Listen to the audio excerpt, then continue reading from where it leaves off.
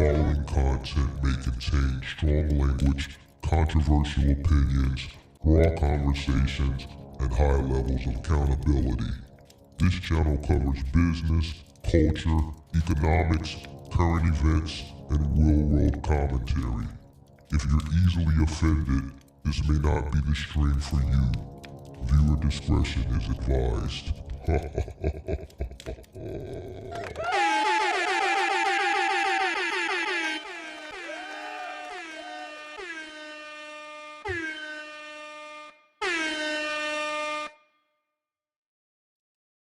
Sweet. What's going on? Come on and make sure you guys hit the like button, subscribe to the channel, turn on post notifications, and need a commercial insurance for your trucking business. There's a link and a phone number in the description below. For Log Rock, partner to the channel. Come on in. Make sure you guys hit that like button, subscribe to the channel, turn on all post notifications. What's going on? What's going on? Rare Friday live stream. But I got some time. All right. So shout out to M Jackson in the building, representing the MGM gang. Who else we got? Shout out to Jabari in the building. What's going on? Shout out to Juan in the building. Shout out to, who's that? Leo in the building. All right, look, we're going to get straight to it because I don't want to be on here all day or for 4 hours and all this shit. Yesterday's show, listen, I don't know, all right? But at the end of the day, the story is a great representation of what a lot of guys, especially young guys, are going through right now, right? So I want to kind of have a conversation based around that. I think it kind of ties in perfectly to discussion we had the other day with MOB. Right, and then it kind of ties in with some of the discussions and some of the calls that we've had over the course of the last 3 weeks with some of the younger brothers. You know what I'm saying, as it pertains to navigating life as far as business and relationships, and obviously prioritizing, prioritization. Right. Listen, bro. I don't know. I don't know.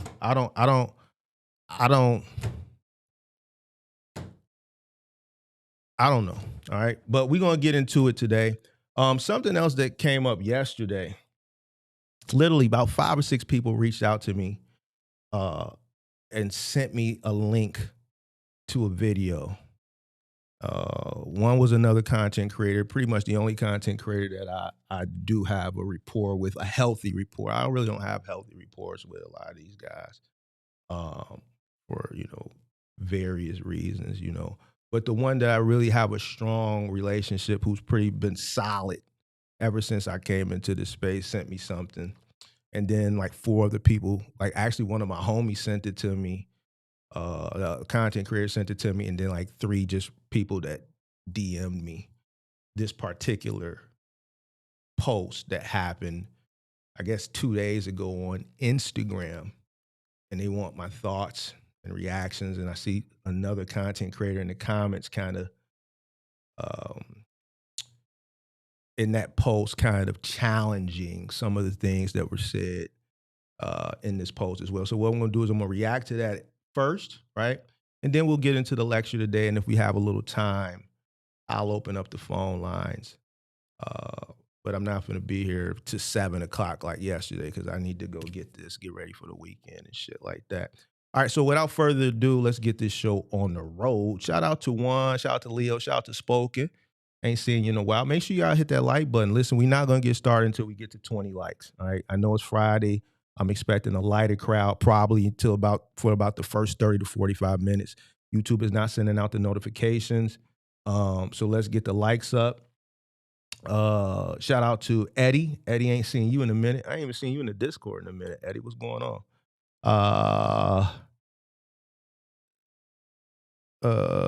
You say you make time for women, but they're not at the top of my priority list. And once it don't work out, move on. What up, Rudy? Well, we're going to talk about it today, right? Because this seems to be an issue with the younger brothers. The younger brothers are seeming to have an issue, bro. And is this another contributing factor to why these young guys can't seem to get over the hill? Like, I didn't know this was an issue until the past 3 weeks. First, we had Mike Lowry. We had, goddammit, Buddy last week. I saved his life. Y'all got to give me credit for saving his life. He eventually was probably going to walk into a back door. So Buddy last week, then yesterday, whether yesterday was real or not, it is something that I think a lot of these brothers is going through. I had a situation in the Discord. Motherfucker is wiggling his toes instead of going on. He laying up, wiggling his toes, trying to saying the moving is trash, man. I ain't got no moves. It's trash. It's the end of the month. I ain't got no moves. And then once I do a deep dive analysis into what's going on, you laying up, wiggling your toes instead of focusing on getting to the money. That's why you ain't got no work. My other young boys is working. They booked and busy. You wiggling your toes. There's an issue I'm seeing. See, once we find the issue, then we hone in on the issue, because then we got to, get some understanding and get some things corrected so that these brothers can thrive. You dig what I'm saying? So let's get into this reaction first. Let's get them, listen, let's get these likes up. Let's get these likes up. You said there's a loneliness thing going on, doctor like relationships, or, not doctor, there's a loneliness going on, or like relationships, connectivity thing, guys being told that they got no game and stuff, psychological. That's a part of social media. I see all that shit on social media. I see, the disconnect as far as how people meet, right? Social media has changed that. I think the pandemic kind of changed a lot of shit. We're going to kind of get into some of these things today. Like, things aren't the way, like, we once have to go out and actually engage and meet, and that social interaction is no longer there, right? So, what the younger generation does to meet people, I think the main thing they do now is jump into a DM. The Instagram page has become like your calling card or your business card. It has become like your walking billboard, I guess, so to speak, right? That's why they spend so much effort on looking successful or looking rich instead of actually becoming successful or becoming rich. As long as they look it, it's good enough for them, right? And what happens is those social interactions where we would once have by going out to, maybe if you go way back to dances, fast forward to maybe like lounges, bars, clubs, social gatherings, parties, church, work, a lot of people, in the past with me that work, so on and so forth, is now an Instagram DM, right? So now what happens is when a person is faced with, I guess, something that's challenging, like having some form of social interaction in person, is very difficult for individuals. And then you have what popular culture has promoted, these young guys, their generation in the music, and then what they see with the NBA players, a lot of these ball players, they spending. James Harden giving a chick $500,000 for a date. Lil Baby bought a chick a Mansory Cullen. That's like $600,000-$700,000. We seen the text messages. She said, "Yo, what's up with the Mansory?" She didn't just want a black badge. You didn't say the black badge wasn't enough. A standard $300,000, $400,000 Cullinan on the new wasn't enough. The black badge wasn't enough. She wanted a Mansory. She wanted the Mansory kit. You dig what I'm saying? And then you got guys like Lil Baby and James Harden and some of these other brothers obliging. So now, where you got younger generations, since I can remember, have always looked up to celebrities, ball players, obviously, and entertainers, rappers, right? So you got Lil Baby, all these rappers promoting, spend that shit. Man, it ain't nothing, tricking. They spending it. They talking about it in the music. You seeing it in the conversations, the leaked calls, the leaked text messages. I believe James Harden recently had a deposition. If you go on Black TV, you can watch the deposition it had pertaining to a broad. So now the younger generation is influenced by these guys, right? Then you go over to the other side, right? The women are promoting this whole spin that shit. You know, the biggest song of the summer, Carisha. She's telling the women, yo, this is what you need to get. These are the type of guys. So now the guys is listening to that shit and they going to do that so that they can get them. It's cooked. So then you're going to have a classification of guy like Buddy and maybe the other Buddy who called in last week. There was a key word that a lot of these guys is using, lonely. Over-the-road trucking is a lonely job. Make sure you hit that like button. We need to get them likes up before we get started. I'm not, listen. Y'all be wanting me to come on, I'm coming on. Man, run your finger across the like button for a second. You dig what I'm saying?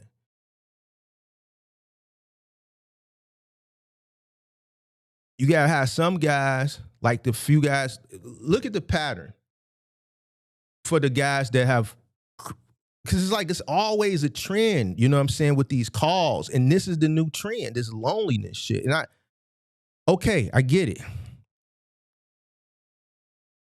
But once upon a time, I can remember in my generation, something like a breakup would not, it would be something for you to get on top of your shit, not for the wrong reasons, to better you, right? It would give you the ambition, it would empower you to go forward. You got the time now, you got less time, more time, because you don't have to spend time doing that. You got time to improve yourself. These guys ain't looking at it like that. The key word that they all keep saying is lonely.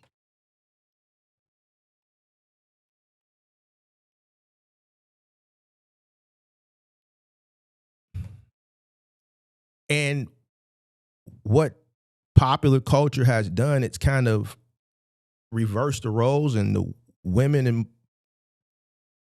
most cases, from what I'm seeing now, have become more hardened, and a lot of the guys have become more soft.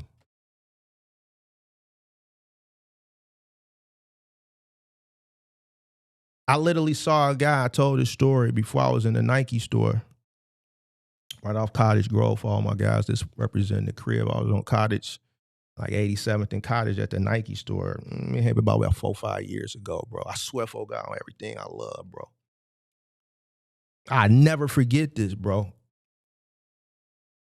I'm in the Nike store. I'm shopping. All I hear is, bitch, bring your ass on. Bitch, bring your motherfucking ass on. Bitch, I ain't getting you shit. Bitch. Bitch ass motherfucker. Bitch, bring your mother. Bitch. So I'm thinking it's some ghetto ass broad talking to one of like her kids, or like, I don't know, you know, these motherfuckers talk to their kids like that. You know, I'm hearing it because she loud, she ignorant, and she ghetto. Now, as it gets closer, I started to look up to see who this is. Listen, I seen the biggest monstrosity. This lady was horrible. She was horrible. I swear for God on everything I love, man, we need to get them likes up. I'm talking about big, overweight, stomach hanging. You know how you got the big lower stomach part under the belly button where it just hangs and shit? Don't you know how like the grandma arm hang like that? That's how the stomach was hanging under the belly button. It was hanging so low that it hung from under her shirt type shit, where that motherfucker was hanging to the point where she got to tuck that motherfucker in her pants type shit, right? Just Bodine. She was Bodine. And the reason I'm saying this shit about she talking to a grown, when I look up, she's talking to a grown ass man like that, bro. Grown ass man, bro. Now, you would think the way I described the lady that the dude probably wasn't a handsome guy, wasn't a good looking guy. The brother, no homo, the brother wasn't a bad looking dude. The brother was actually a in shape guy, so you could tell he actively works out. In shape, not a bad looking guy, a guy that can easily get a bra. What would possess a guy? What man will allow anybody, a woman, anybody, to talk to them like that, especially in public, as loud as she was talking? She was doing it purpose to humiliate the guy, to draw an audience. And he's standing there. He ain't saying, bitch, shut the fuck up. I'll slap the shit out, bitch. Who you talking about? He didn't put up no fuss. She called him all type of bitches, all type of hoe ass nigga, soft ass, bitch ass nigga. Bring your ass on. She had 3 kids with him, and you would have thought his grown, swole ass was one of the kids. He was completely embarrassed. He had his head down. He was trying to shrug it off, but man, I felt bad for the brother. 20 years ago, 15 years ago, that would have never happened, bro. A motherfucker wouldn't even, I don't think that chick in that time period would even thought to fix her lip to talk to that motherfucker like that. That nigga could have easily went upside her head. He could have easily defended himself verbally, but he didn't. He took the public humiliation.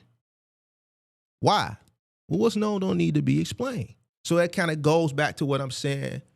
The roles have reversed, and a multitude from the head of the household down to the structure, down to all the way down to who wearing the pants and shit. That shit, I felt bad for the brother.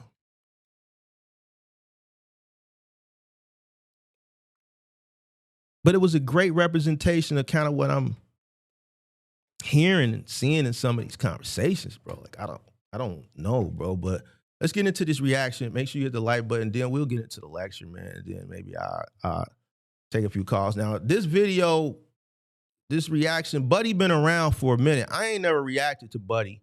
To me, what's known don't need to be explained. Like, man, the numbers got a number and the math got a math, pimp.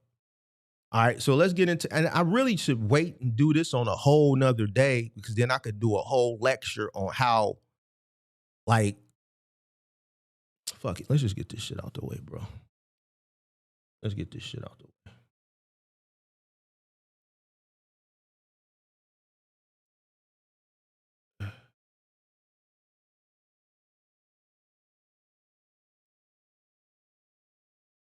Hold on.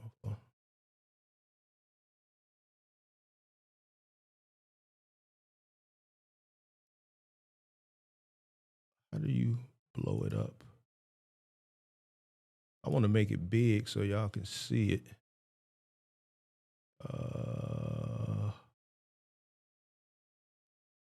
Bro. Excuse me. Bear with me.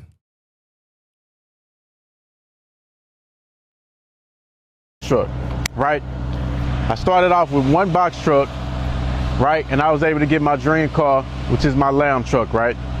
This 1 box truck last month did $39,000. I'm gonna put the proof on the video so y'all can see what the factoring company brought in, what the truck brought in, 39 grand, right? I still get people in my comments to say, oh man, you still gotta minus the deductions and the expenses. No shit, right? It's a truck. It's a personal vehicle. You gotta minus gas, you gotta do insurance, all of that. After the expenses, you probably profit around $25,000 with a driver in it, right? How many people wanna make $25,000 a month not driving the truck? That's probably everybody that's watching this video, right? I still don't have a CDL. I started out the rental route, which a lot of y'all gonna start off, and then we stacked up that bread and we was able to go ahead and buy multiple trucks, right? So it's a lot of people in the comments that discourage you from getting into this industry with a box truck. I'm here to tell y'all, man, these box trucks print money on demand. Yes, you're gonna have a lot of expenses. Once again, I just put it in, I'm gonna show it again, 39K. After deductions and everything, profit, let's just say you profit 20K. How many people make $20,000 a month just from their 9 to 5? I know the hell I didn't. I was making $3,600 a month and I was the assistant director at Amazon. Now I can bring in 20K profit off of 1 truck. Come on, y'all. So I'm not telling anybody that y'all gonna get rich quick. This is not a get rich quick scheme. You gonna grind this shit out. It was times when I started in the beginning where I wanted to give up, right? So what I'm doing for everybody today is I'm giving y'all a blueprint back on how you can get started. If you want to go the rental route, you can go the rental route. If you want to go the finance route, you can go the finance route. Or if you got the money to buy the truck outright, but at least you got a head start in this industry. I didn't have a head start. right? I'm giving y'all that same blueprint back that brought me $500,000 the first year in business. Now we make well over 1.2 million every year in business with these box trucks. And I'm gonna give y'all that same blueprint back. All you gotta do is click the link. I walk y'all through this shit step by step, and I'm not hitting y'all across the head because I made my money. This only for $49 for you.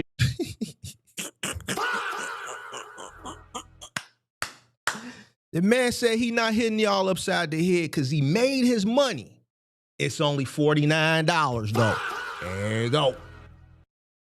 There you go. I'm not hitting y'all upside the head because I already made my money. It's only $49 though.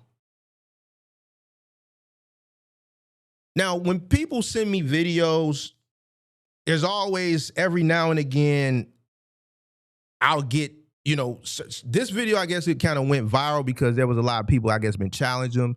People would challenge him in the comment section. I think the main challenge that happened in the comment section was Sam, box truck bro.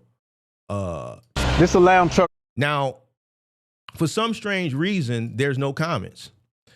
But yesterday, there was a shit ton of comments. So I don't know why or what happened to the comments. Okay, here's the comments. Wait, hold on. This a lamb truck right here. This a box truck. Hold on. How do you figure out the... This a lamb truck right here. Oh, wait, hold on. Y'all got to help me with this. How do you get to the comments, bro? How do you do this?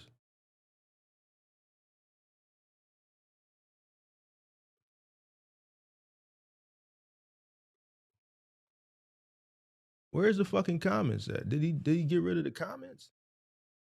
It says 2,700 comments. The video went up a day and a half ago. It's 50,000 likes, 2,700 comments, but where are the... This a lamb truck right here. Did he take them off? 3 lies about a box truck, right? Number one, So he turned the comments off. This a lamb truck. Obviously, the reason why, and I think the reason why a lot of people sent this to me, content creator, people I know, people DM'd it to me. One, because of, I guess he's been getting challenged. 2, the shit that he was saying. And I think 3, you know, Sam came in there and kind of challenged him, and there was kind of a little back and forth. And there was other people challenging him as well. So I just clicked on a few of his other videos. The comments popped up. So the comments have been turned off in this video. All right. Obviously, he turned the comments off, I guess, because there was a lot of people challenging. Luckily, as I continue to get people to send me this shit, I did screenshot some of the comments. And what I'm going to do is, let me find out where I put it here. Let me save or drop this down. Give me 1 second. Y'all gotta forgive me. Normally, when I use Instagram, it's kind of, I use it on my PC. I mean my phone, and not so much on my my Mac. So I'm trying to figure out how to. All right, so I just posted it in my Discord, and then I just pull it up there. Hold on, let me see if I can download it from my phone, airdrop it. Fuck it, I just pull it up in the Discord.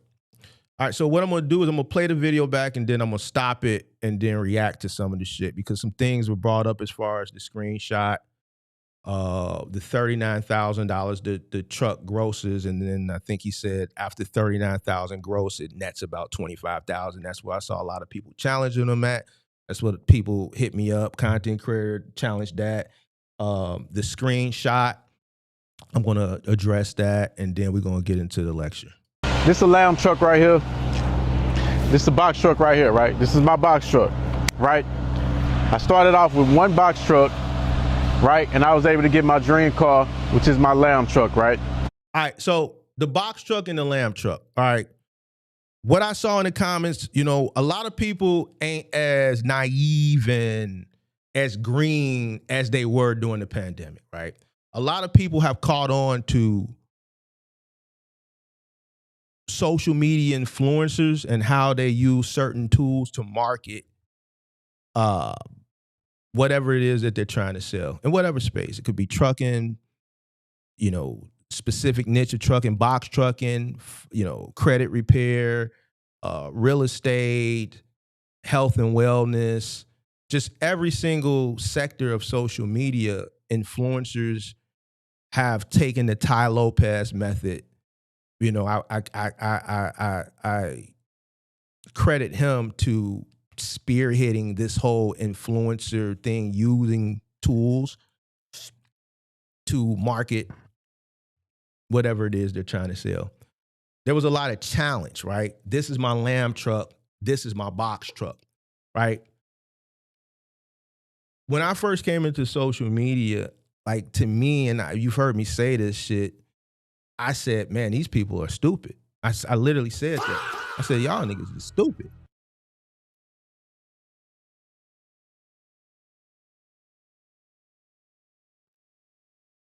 People, when they watch this, they fixate more on the Urus than the box truck.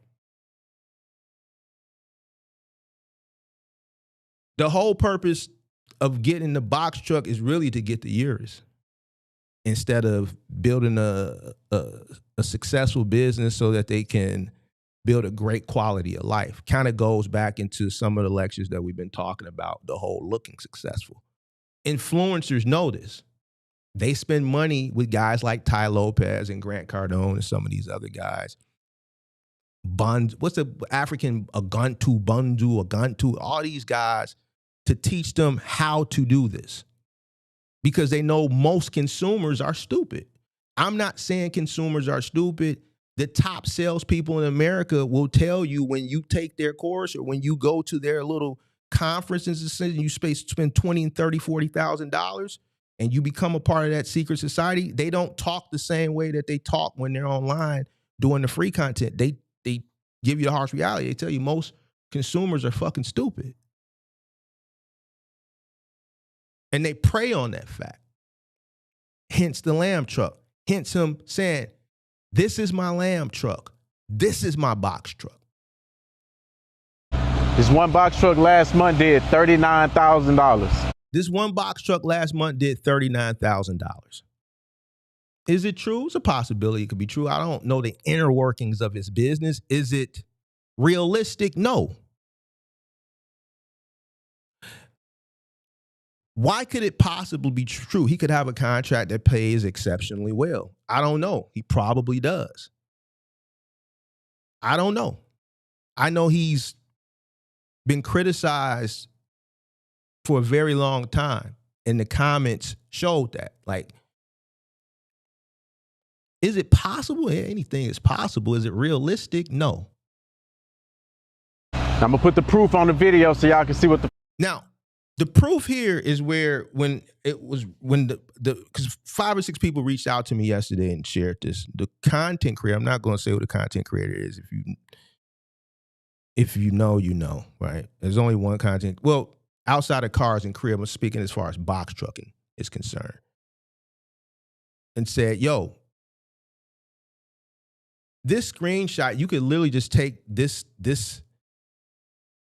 OTR solution, let's say whatever his OTR solution is. And if you have a good package in AI, you can pretty much upload that into AI, depending on your package, and ask the model to adjust the numbers. And it'll look just like that.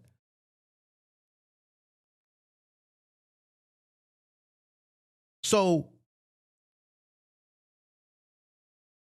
something like a screenshot, and we did it. Something like a screenshot like that doesn't necessarily mean it's law.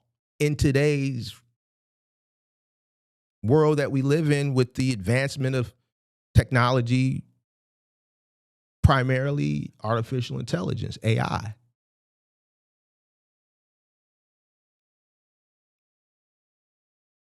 So when the naive people that were in the comment section that were saying no, that were going back and forth with like Sam and some of the other people that were challenging this, it goes back to what I said, consumers are stupid. The content creator that reached out to me literally did it. And it's obvious. If you have Chat GPT or Gemini or some form of artificial intelligence, especially if you pay a subscription, you can just literally go into your OTR solutions, do a screenshot of whatever it is that you did and tell it what to do, and it'll alter and it'll look just like this. So this does not necessarily give what he's saying credibility in 2026, right? As far as proof is concerned. Factoring company brought in, with the truck brought in, 39 grand, right? I still get people in my comments to say, oh man, you still got to minus the deductions and the expenses. No shit, right? It's a truck. It's a personal vehicle. You got to minus gas. You got to do insurance, all of that. At the expense. All right, so because people send this to me because they want me to break it down. So let's break it all the way down. When he said, okay, no shit, people obviously have been challenging him since I came into space. He was in the space and people were challenging when I came in back in 2022, even still today, right? As far as the vehicle, you say it's a personal vehicle. Me, Mark, plenty luxury exotic vehicles. I've never owned one of them. If you're making, let's say, like he says, $1.2 million a year, then, and you do have the Urus, let's take the Urus, for example, whether he's renting it for the content to get you to buy into whatever it is he's selling for marketing, but let's take it at face value, what he's saying. Only a fool will go buy that car. If you're doing that much money in revenue from a business perspective, the smart thing would be to lease the vehicle under the business.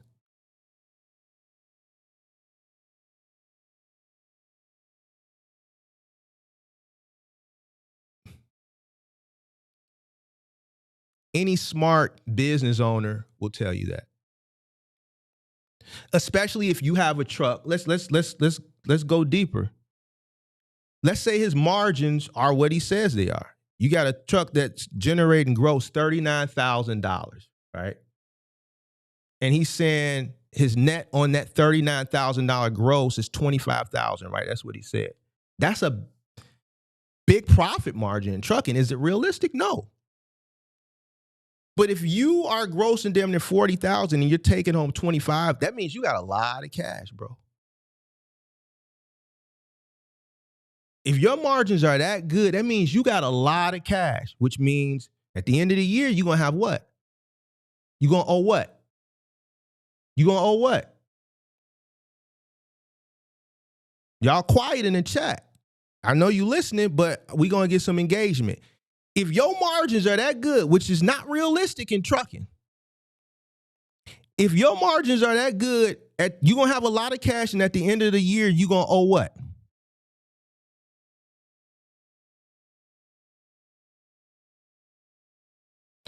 M. Jackson, you're going to owe a lot of taxes.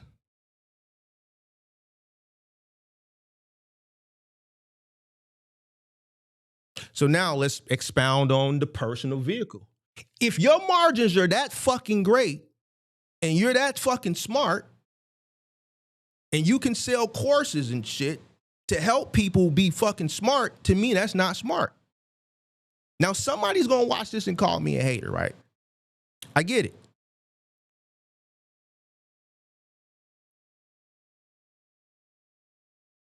That's why you lease it under the vehicle, under the business, because you need more write-offs to kind of alleviate some of that tax burden. Why do you think you see some of these old rich white guys that head some of these brokerage firms and some of these big corporate companies drive Rolls-Royce Phantoms and they never drive them? Or these corporate companies lease cars and never drive. I told a story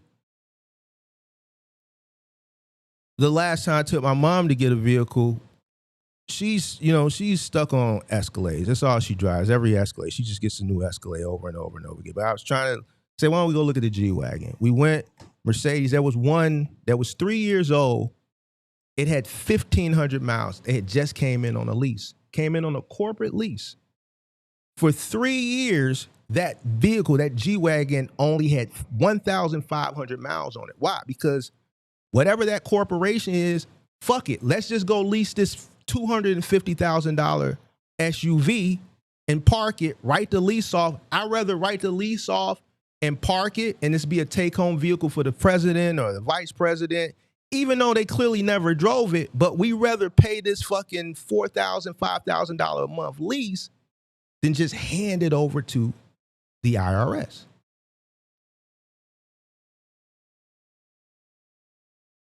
So now when I'm listening to this, right, if your margins are that fucking wide, and then you use the word personal vehicle, to me, I already know what's known don't need to be explained. I ain't no Google, and I really know business. That shit don't even make fucking sense.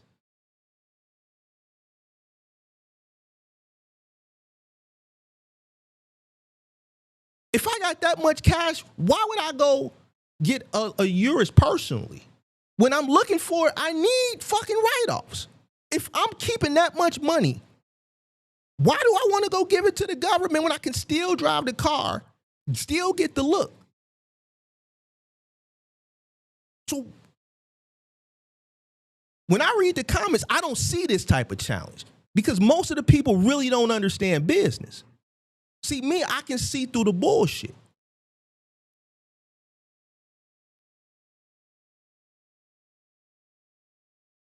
This is probably profit around 25,000. 39,000, you profit 25,000. Not realistic. Could be truth. I don't know. This motherfucker truck could be running on goddamn corn syrup for all I know. I don't know. So I'm not challenging whether he's lying or not. I'm just reacting to it. It's popular. Everybody wants to react to it. Clearly, there was a lot of challenge in the comments. That's why he turned it off. But this is my reaction. Is it likely? No. Is it realistic? No. But I don't know. Maybe he is. Maybe he's re-engineered his fuel tank. I don't know. Maybe his drivers are like Buddy from yesterday. He can send them cross country and give them $200 for the week. Clearly, it's motherfuckers that's willing to drive like Buddy yesterday all week and allow their boss to hand them a check for $200. So based off what we heard yesterday, it might be a possibility. Let's continue. Put a driver in it, right? How many people want to make $25,000 a month not driving the truck? That's probably everybody that's watching this video, right? I still don't have a CDL. I started out the rental route, which a lot of y'all gonna start off, and then we stacked up that bread and we was able to go ahead and buy multiple trucks, right? So it's a lot of people in the comments that discourage you from getting into this industry with a box truck. I'm here to tell y'all, man, these box trucks print money on demand. Cap.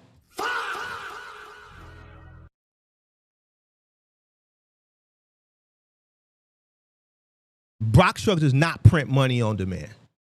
Listen to the sentence.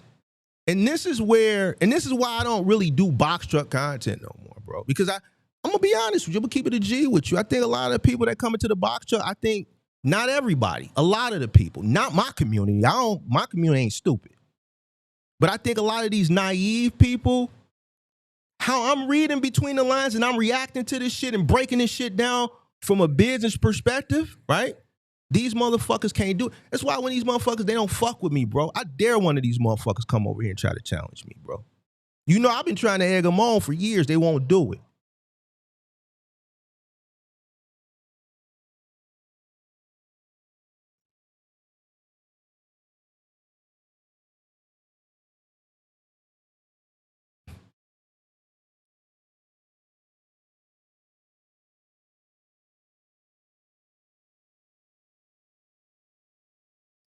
People that come into the box truck business now are probably some of the most people who are chasing trends, who don't do research, who are not coming into this industry for the right reasons. To start a business, to build a business so that they can use that as some type of form of catapult so that they can create revenue and maybe invest into other things so they can just build some type of legacy or build some good quality of life or build a business that they could also maybe one day eventually exit and sell and take that money and go off to do bigger and better things, whatever. They're not doing it for none of that shit. They're doing this to get the fucking yours, to turn up on their Instagram so that they can do what Buddy yesterday and the Buddy last week and Buddy from the week before go with the HVAC who say, well, man, if I make this much money, I can spend $1,000 so tricking off at the strip club a week. They doing it for all the wrong reasons. Yes, you're going to have a lot of expenses. Once again, I just put it in the... It doesn't print money. There's plenty of people that you see come on this channel that go get the box truck, listen to shit like this, right? Because they going to hear the ignorant, stupid motherfucker going to hear, yo, the box truck, get a box truck is going to print money. And them the same motherfuckers that when they listen to this shit like this, how it's worded, and maybe because he's young, he doesn't understand how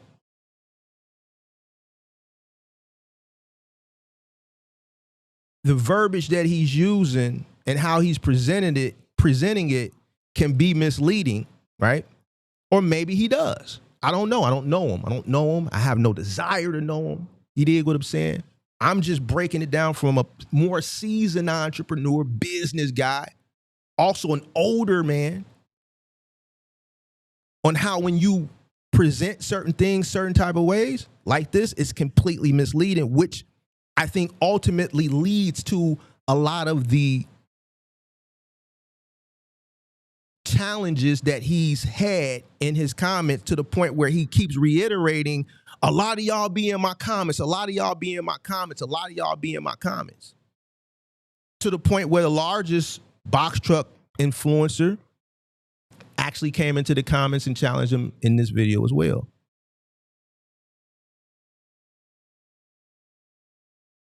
It doesn't print money. If it printed money, everybody that went out and bought a box truck would be crying on the internet, saying box truck business is trash, call-ins to my show trying to figure out what the fuck they doing wrong, this, that, and the third. My whole spiel on understanding your cost per mile, we wouldn't have to have that spiel. Who gives a fuck about a cost per mile if when you go get a box truck, it's just going to instantly start printing money?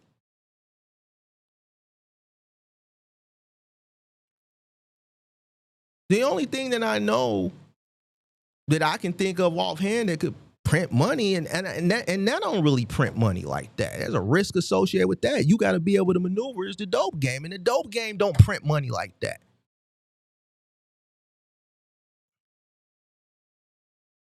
You got to be able to position yourself and know how to move, and it's no different than starting any other business. But there's going to be ignorant people that just hear those words, and those are the words that are going to jump out. It prints money. No, the fuck it doesn't. I'm going to show it again. 39K. You have to earn and make your success. You get a box truck, now you got to go out and make this shit shake. You got to go figure out how to be successful. The box truck is not going to just be successful because you bought it. You got to make that shit shake. You got to figure out what to do. Do I go final mile? Do I go OTR? Do I go household goods? If I go OTR, all right, what's my radius? What's my cost per mile? How long do I need to be out to make it worthwhile? If I go final mile, do I want to go curbside? Do I want to go big and bulky? If I go big and bulky, what's paying the best? Well, appliances are paying good in my market, but there's a lot of risk, physical claims associated with it. So let me educate myself. Let me learn the techniques. Let me make sure I get the right shit.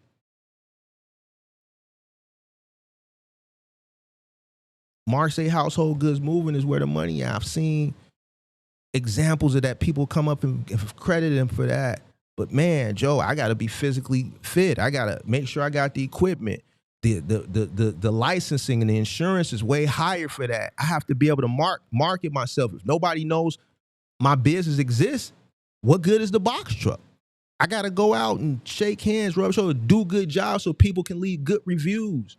and spread the fact that I have this truck and this business, this moving company via word of mouth so I can attract more people. The truck alone is just a truck. After deductions and everything, profit, let's just say you profit 20K. How many people? Okay, we went from 25 to 20. That's 50% profit margin. Is that likely? Absolutely not. You figure an average OTR box truck driver, let's say on the low end, 25%, 30, 25, let's range it from 25 to 35% is fuel.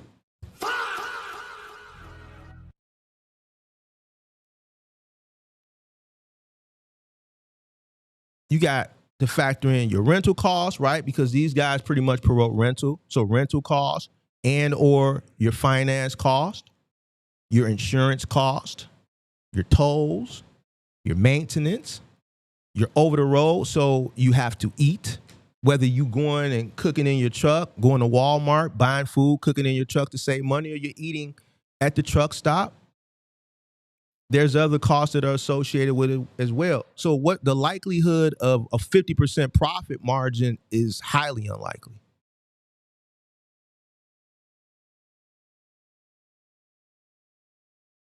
Highly unlikely. Now, if you believe it, like so many other people have, get you a box truck, and then you're going to end up calling my show. You're going to call my show like some of these plenty.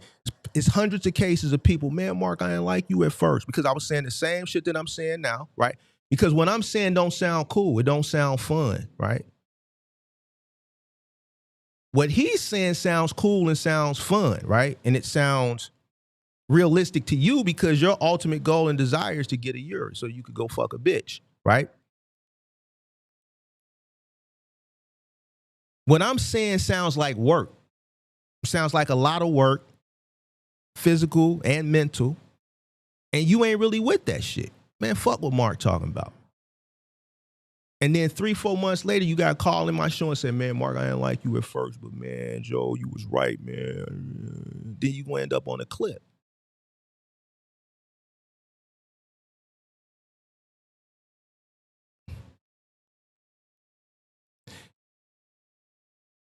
If most OTR guys could run on a 50% profit margin, then why 90% of them fail?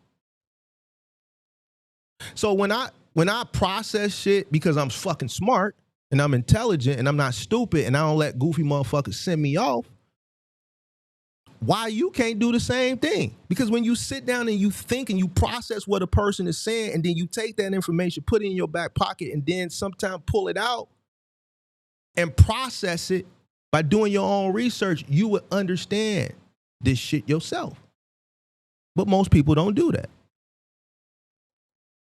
The person or the individuals that tell them this shit like I'm telling, which it ain't many, it's pretty much me and maybe a few other people, we're haters. Because I'm telling you that the likelihood of a 50% profit margin is really unlikely. This is trucking. The margins are fucking small. If most people were making 50+% profit margin, there wouldn't be so many fucking failures.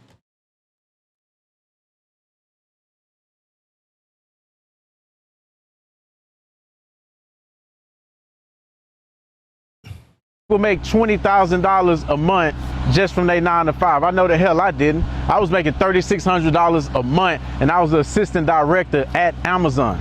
Now I can bring in 20K profit off of one truck. Come on, y'all. So 20K profit off of one truck. Is it possible? I don't know what contract he has. He may have some type of government contract with some fucking missiles or some shit like that. So is it possible? Absolutely. He could have some type of big time contract. Is it realistic? No. So let's say what he's saying is true. Let's say he has this government contract that pays him exceptionally well, and he's moving some type of government secret missiles and shit, and he's running on a 50% profit margin. They're paying him $40,000 gross like he said, a month for the truck, and he's bringing home 20 to 25. Let's say that's realistic. To most viewers who are naive, as you see, that's all they're going to hear. Everything that I'm breaking down from experience, they don't care about that shit. They're not going to seek this type of information. All they heard is $20,000 a month to the pocket. And they're going to go out and go do the dun-to-dun. So now this goes back to him. Does he know this? I don't know.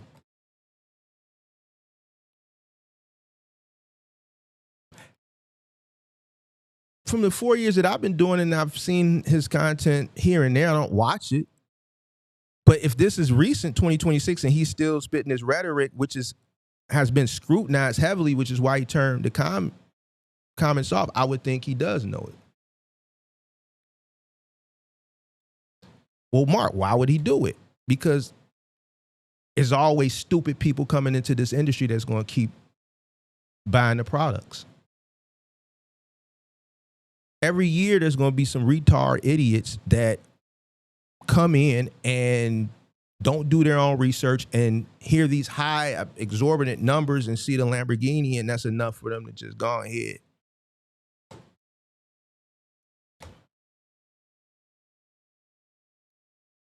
Some people don't have a moral compass. Some people do. Some people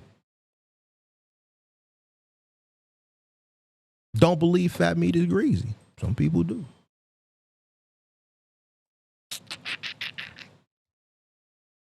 I'm not telling anybody that y'all gonna get rich quick. This is not a get rich quick scheme. You gonna grind this shit out. It was times when I started in the beginning where I wanted to give up, right? So what I'm doing for everybody today is I'm giving y'all a blueprint, black back. So he's giving y'all a blueprint, black back on how you can get started. He's giving y'all the blueprint, right? How you can get started. If you want to go the rental route, you can go the rental route. If you want to go the finance route, you can go the finance route. Or if you got the money to buy the truck outright, but at least you got a head start in this industry. I didn't have a head start, right? I'm giving y'all that same blueprint back that brought me $500,000 the first year in business. Now we make well over 1.2 million every year in business with these boxes. Okay. So first year he made a half a ticket. Now he makes over 1.2 million with these box trucks. Now there's scrutiny in the comment section. He turned the comments off. We got some of the comments, but just pay it. Listen. Trucks, and I'm gonna give y'all that same blueprint back. All you gotta do is click the link. Now I think in the comment section, I think he said he got 10 trucks. All right. First year he made a $500,000. So I'm assuming that's one truck, right? 10 trucks, you make 1.2 million. Okay. If you got, hold on, let's just finish. Walk y'all through this shit step by step, and I'm not hitting y'all across the head because I made my money. This only for $49 for you. All right, so let me, because this is the end. He said, man, I got something giving y'all back. I'm not hitting y'all over the head because I already made my money. It's only $49.99. All right, but you giving it, you giving it. If you made your money, then, and you want to pass the game and give it, then you wouldn't follow it up with saying it's only $49.99. Now I get it. Motherfuckers making their money off goofies. You can't get mad at him for that. So the people that's in the comment section that's getting mad at him for that, it's hustlers, they gonna hustle. Hustlers gonna hustle. You can't knock the hustle. Now, if you are the type of people when they buy into the shit and then they feel like they got taken advantage of because what he's saying you find out it ain't realistic, then that's on you. You a goofy. Because I'm not gonna invest into nothing I don't understand. You can't pull the wool over my eyes. I'm not no millionaire, I ain't no goofy. Even if I didn't have business knowledge and experience in this industry for way longer than him, or I don't know, I'm probably 20 years older than Buddy. So even with my life experience, you dig what I'm saying? Let's say I didn't have neither of that. I'm still just off the rhetoric I hear. That shit sound too good to be true. I was taught at a very early age. And I can say this confidently now because I'm fucking pushing 50, right? I ain't never heard nothing that sounded too good to be true that actually was. Mama told me it a long time ago, if it sounds too good to be true, then it is. Because if it was too good to be true, then everybody be doing it. And you know what? There was one time in this industry where things were kind of too good to be true, but that was because of an economic event that created that, the pandemic. The rates were exorbitant. You could be an absolute idiot and be profitable, and every single idiot that came in during the pandemic was, which kind of helped create this euphoric, well, that created the euphoric phase of the bubble, and then the bubble crashed, but then there's still lingering effects of that hysteria from the pandemic, and, you know, the rates being exorbitant due to the increased demand and shit like that. They're still lingering around. And guys like him who made money during that time by getting into the industry, so making money off the rates and then also selling products, they saw that even though the rates aren't like that anymore, the volume isn't like that anymore, what they did learn is that consumers are stupid. Regardless of what the rates are, there's always going to be new entrants, and majority of them are going to be naive. Create a product, sell it to the naive individuals, continue to make money. Can't knock that.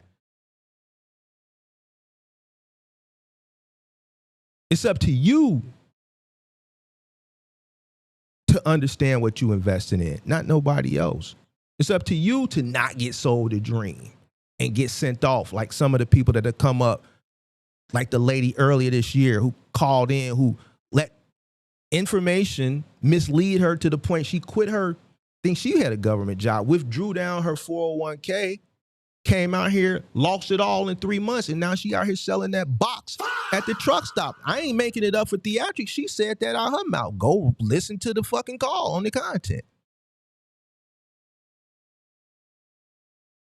Left her husband, her 3 kids at home, listen to shit like this.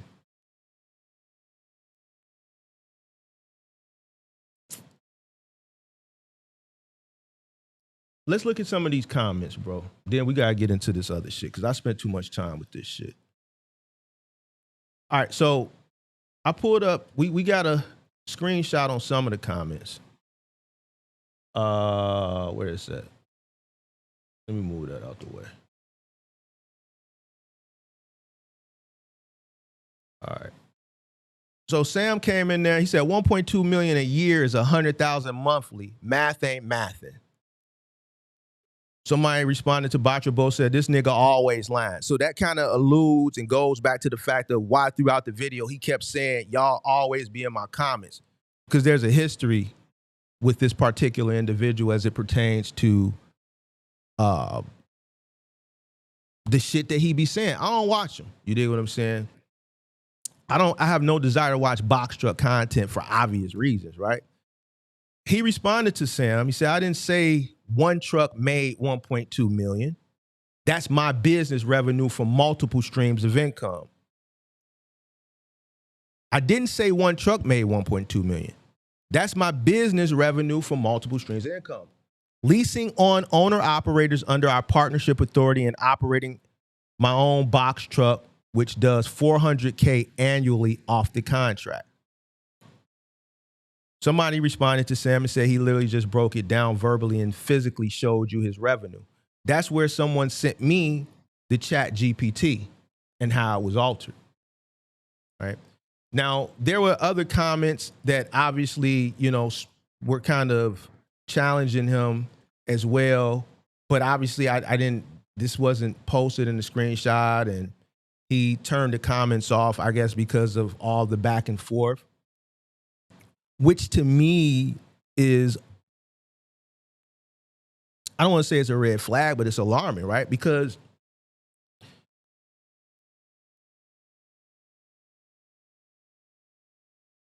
if the information is credible, then it's credible. You're always going to be under scrutiny when you become a public figure, and the larger you are, the more scrutiny you're going to be under, right? Especially if you're selling a product, you're promoting, and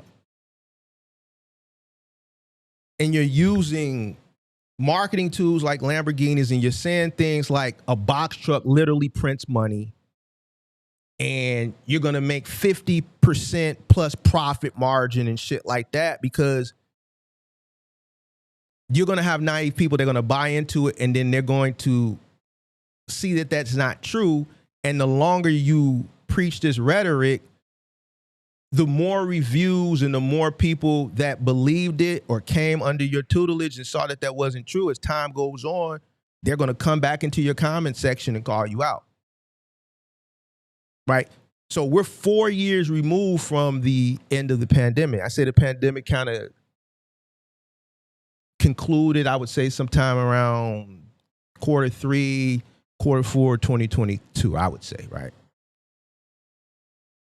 But if you're steady preaching the same rhetoric because it's beneficial from a profit perspective, because you're able to sell products, you got 4 to 6 years, depending on when you start creating content during the pandemic, of people who believe this rhetoric and found out it wasn't true, that are coming back to challenge you, right? Now, what also has occurred is you had a lot of pandemic babies that were born, and the ones that are still hanging on that know the truth are also going to challenge that as well, because they're not making 50+% profit margin. Then you're going to have guys like myself who are just tenured over a decade in the industry and just business in general, and older, and just understand this shit, that are going to challenge it, whether they come in the comment. I don't do the comment. I don't do that shit, bro. And challenge it as well, because they know that shit is not realistic.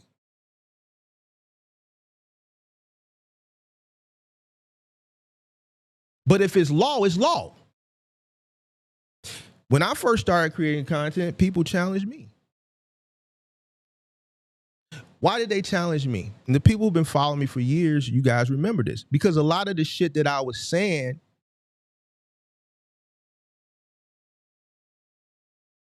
it was way over their head. Why? Because they were in euphoria.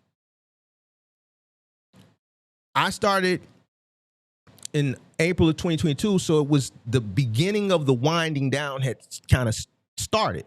There was a lot of people that were still making money. So what I'm saying from an experience level, yo, this was a bubble and the bubble burst. I'm talking about the 5 stages of a bubble. I'm telling them that you're in the euphoric phase of a bubble. I was telling them that, yo, you're not going to see a peak season. You had content creators. We ain't going to go in names, because we're telling people that, yo, we got to get ready for peak season. It's coming up, because of the peak season that they had in 2021. And I'm like, nah, you're not going to see a peak season in 2020. Do you understand why you made the money that you made in peak season of 2021? These fools were so ignorant because the people that was misleading them and called themselves teaching them were novice themselves. These people had only been in the industry a year or less themselves. You ain't in a position to teach nobody shit. Clearly misled them. Mark come in with over a decade experience, you're not going to see a pandemic. I mean, a peak season. I was everything but a child of God. God damn it. Motherfuckers was calling me everything, doing live streams. People was asking, man, this dude, Mark the Mentor, said it ain't going to be. Man, I don't listen to him. He don't know nothing. He's a bitter. He's a hater. This, that, and the third. Not understanding my credibility, not understanding my tenure, right? And then I kind of understand, too, at that time, a lot of people were coming into content creation, so it was kind of hard to decipher who was who and what was. Some people were coming into it to make the money off of people, right? Off the naivety of people, right? Some people were creating the content because they were making money and indulging in the industry because it was profitable at the time, because of the volume and the rates, the exorbitant rates due to the high volume. And they didn't have a moral compass, and they were selling products and selling courses, but really didn't have the understanding of the industry to be selling anything, but they were doing it. And then you had this one guy who had over a decade experience at this point that was telling people the right thing, but it went totally against what the majority was saying. Now, the people that were in this industry then that are still in this industry now, y'all remember that, and y'all will attest to it. Some of y'all have said that y'all were guilty of this shit, right? But everything that I forecast and everything that I said was 100% spot on.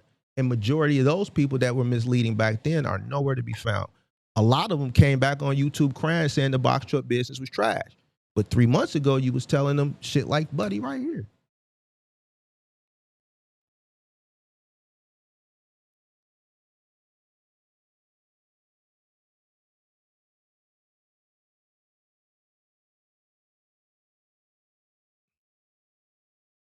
If the information is solid, it's going to stand the test of time, no matter how much scrutiny. Point I'm trying to make is when I came and motherfuckers scrutinized me, my shit stood the test of the time. That's why I'm still here and they not.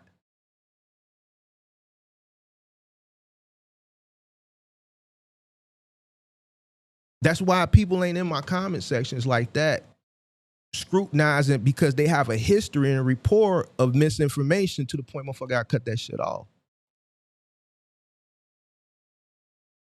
A lot of people lack the ability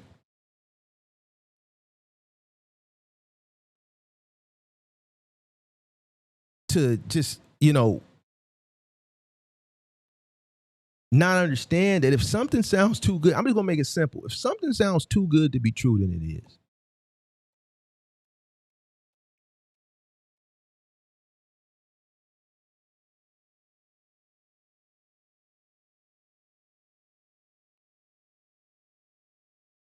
So going forward, when you see content,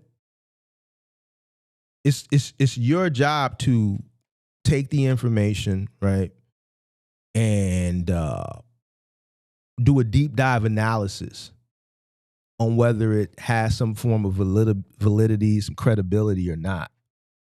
I appreciate everybody sending me shit and wants me to break it down. Y'all keep asking me about this fucking truck sales guy.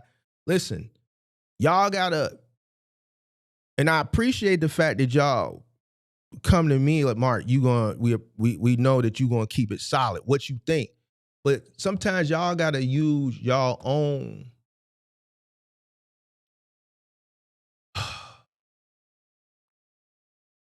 y'all gotta learn how to process people and situations and come up with your own conclusion.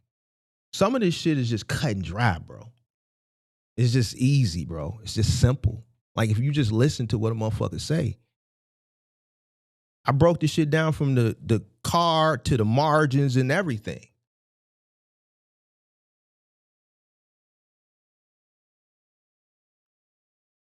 To the removal of the comments.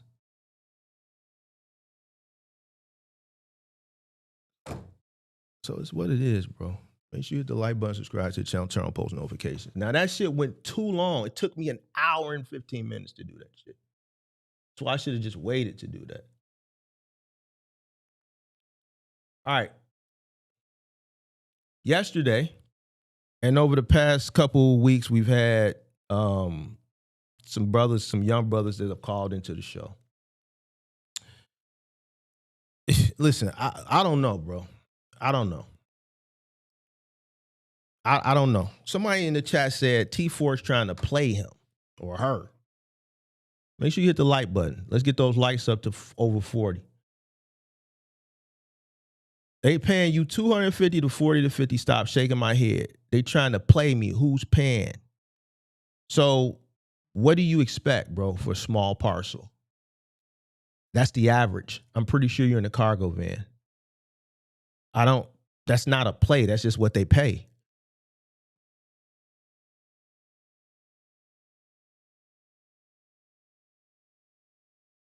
That's what they pay, pimp. If you want more money, then find an opportunity with more money or supplement your cargo van to do something else that's going to bring in more money. Do that dedicated route during the day and then find something else to do in the late afternoon, early evening so that your cargo van can bring in more money. 40 stops ain't shit, pimp. That ain't nothing. In a cargo van doing small parcel, motherfuckers doing 100 stops. So if you're doing 40 to 50 stops for $250, you're actually doing pretty good, because in a market like Chicago, you could be doing 70 stops for that same 250, 300, $350,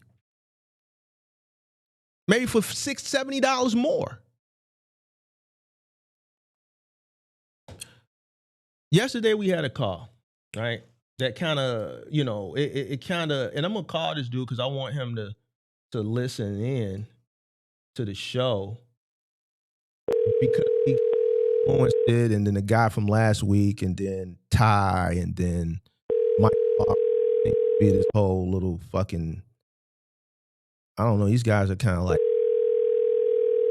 they can't get over the hump because they too busy worried about everything instead of the right thing, and they trying to do the right thing for all the fucking wrong reasons, right?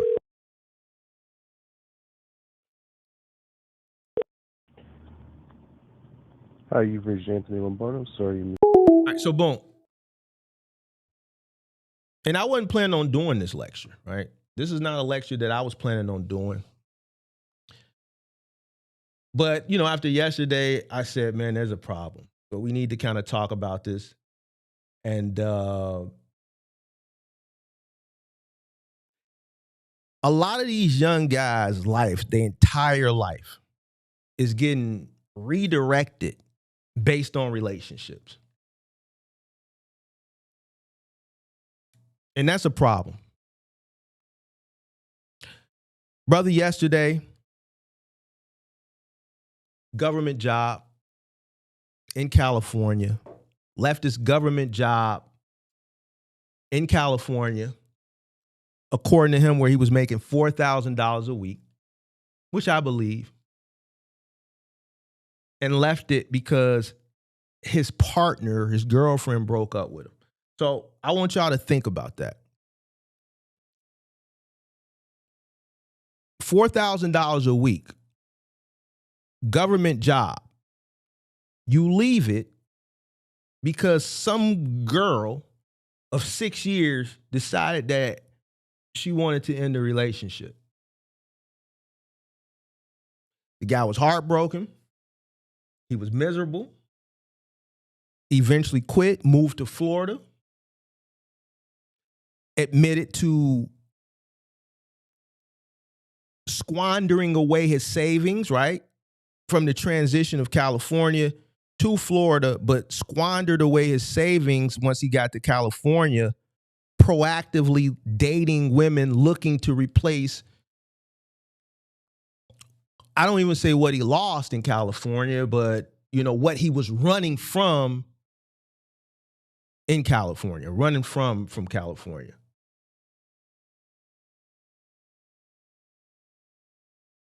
Instead of protecting those savings and rebuilding his life, which I don't think he should have been out there anyway. If you had a government job, and people today are looking for government jobs, and you're making $16,000 a month, he started spending that money dating women. He went through it. He exhausted it. Going out looking for love, trying to find another relationship, eventually getting into another relationship. That relationship didn't work out either. That was Capricorn. Now he's broke, driving a cargo van for another person, right? Now, mind you, this individual had some form of stability, some form of savings. Stability,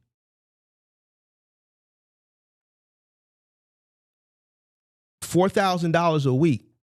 Even in California, the cost of living in California is high. That's still great money. The guy we just reacted to, if what he's saying was true, which is not realistic, you're damn near making that without having to drive a box truck across the fucking country and sleeping on a bench. This guy is sleeping in this bed, a great government job with a great retirement package, I'm sure, and threw it away, threw that stability away. Further, continue to throw his stability away with the money that he saved. Working a cargo van for a Puerto Rican guy who's taking advantage of him as well. Why? Because he sees the vulnerability in him.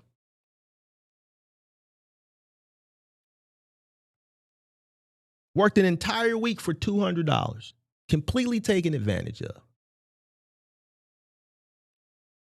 Calls me. And this isn't about him. This is we see the trend with these young guys that's been calling. You want to start a cargo van business. Why? Okay. Yo. How's it going? What's up, man? You know who this is? Yeah, it's Mark. How you doing, man? What up, man? Look, man. Hey, I did a little bit Yes, more sir. deep dive analysis on you. Okay. I'm kind of recapping the show, but I'm doing a lecture on you, on not you per se, but you represent the last 3 weeks of callers. Like the last 3 weeks of callers, y'all, this is a trend of y'all being lonely and shit and focusing on the wrong thing. So I'm actually live right now, right? Okay. I think you should tune into the show and just listen. Don't blow my line down, bro. Right. Don't be calling me, bro, like all day and leaving me voicemails and shit. I don't care, bro. I won't. I got your number. Okay. After the lecture, if something touches a nerve and you want to inquire about something that I said, you may call one time. Okay. Just once. And I will see it. And if I'm not on the phone, I'll answer your call. But if I'm on the phone, I'll call you back. Don't keep calling me. Don't keep calling me like you do, leaving me all these voicemails and shit. That's kind of, that's a little bit too much, big dog. All right? Okay. So tune into the show. If you have something that you want to add or ask after the show, feel free to call. One time. Thank you. All right? Okay. All right. I will. All right. I'll be. All right.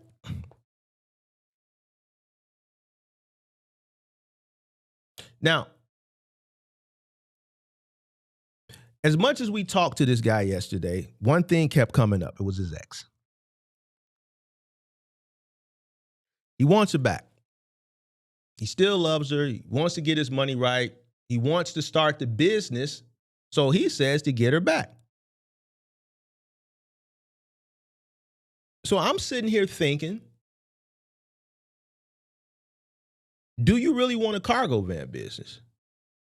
Or do you want a cargo van business because you think success is going to get the woman? And I think a lot of these guys think that. I think a lot of these guys that are coming into business, the more I talk, the more I interact, the more these guys call into the show and we have these conversations, it kind of goes into what I'm saying. People want to look successful instead of being successful. And one of the big reasons why they want to look successful instead of being successful is to get abroad, right? Once upon a time, listen, dudes going to do shit to attract women. We going to put on cologne. We going to go get a nice car. We going to put on a nice suit. We going to put on nice clothes. We going to stay groomed. Shit like that, right? But at least in my generation, we wanted to be successful, not look successful. They want to look successful and not be successful. I can confidently say that because the things that are associated with being successful, they don't want to do. The main thing is the actual work.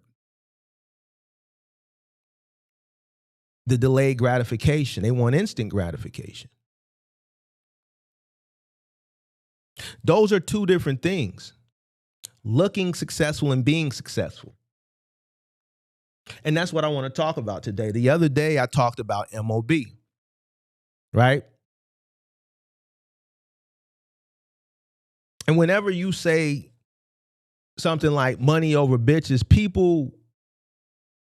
some people immediately get emotional about that phrase. Now, people that grew up in my generation, not so much because it was a term. It's a term that has, endured, right? But not so much now. Now it's more BOM with these guys, right? When you say that to some people today, because people are a lot softer today, they'll hear when MOB, they'll hear in their mind, women don't matter. And that's not what that means. That's not what I'm saying, right?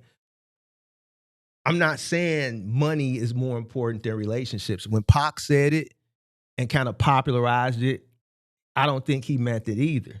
All right, the tattoo MOB he had on him was something else. We not getting into that, right? But when he used to say MOB, money over bitches, he wasn't necessarily saying money over women or money over relationships. What he was saying is priority, foundation, purpose.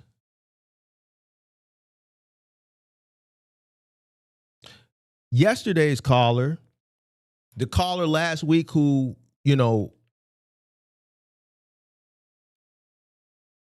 is going on these apps and ignorantly meeting people and trusting women and going in their homes, not understanding that the back door is open, right?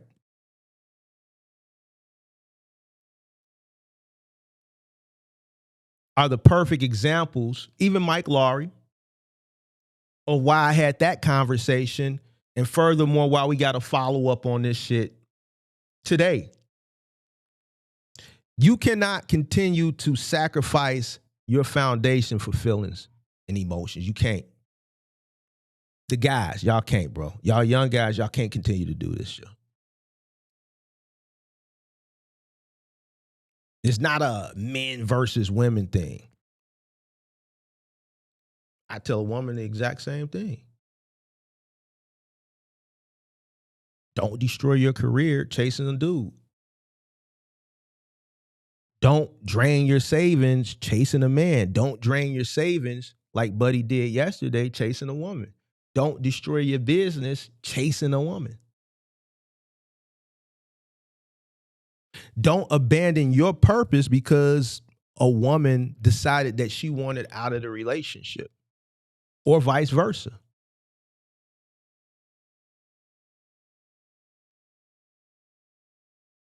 Don't make your entire identity dependent on whether someone wants to be with you or not. Buddy, yesterday, entire identity is based on the broad. Hit the like button, subscribe to the channel, turn on post notifications.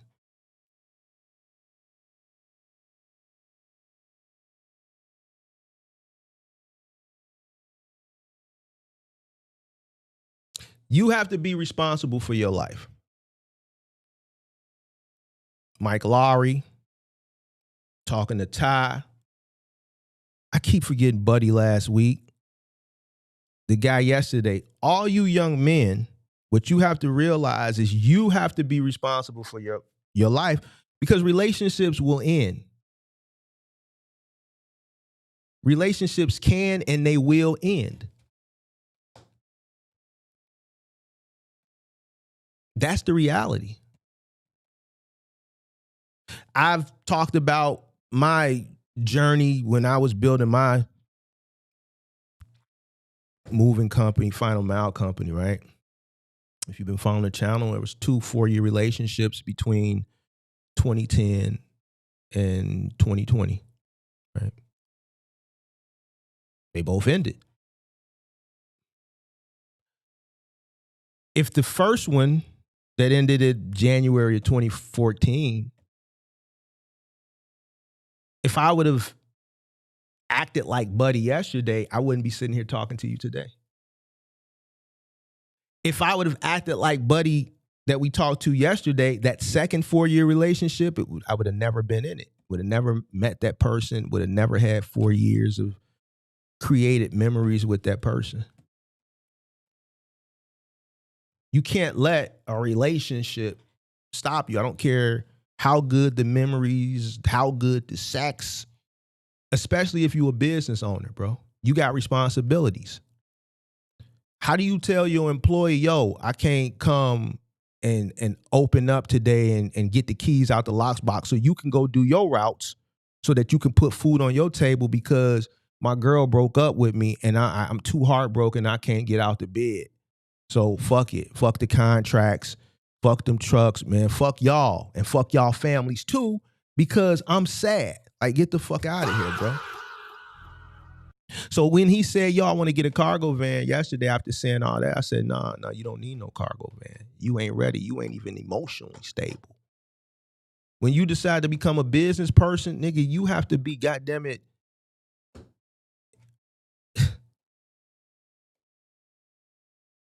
like you got to put your feelings to the side.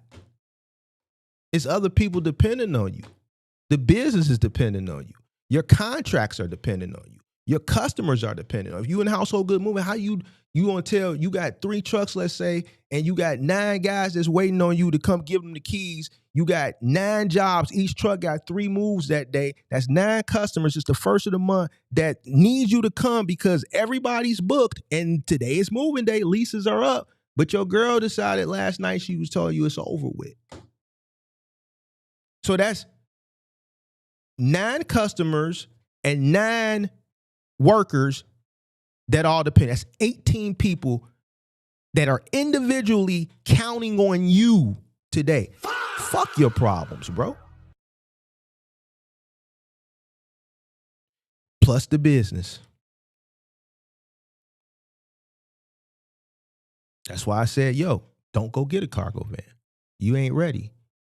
Even if a motherfucker gave him $100,000 today, he would fail.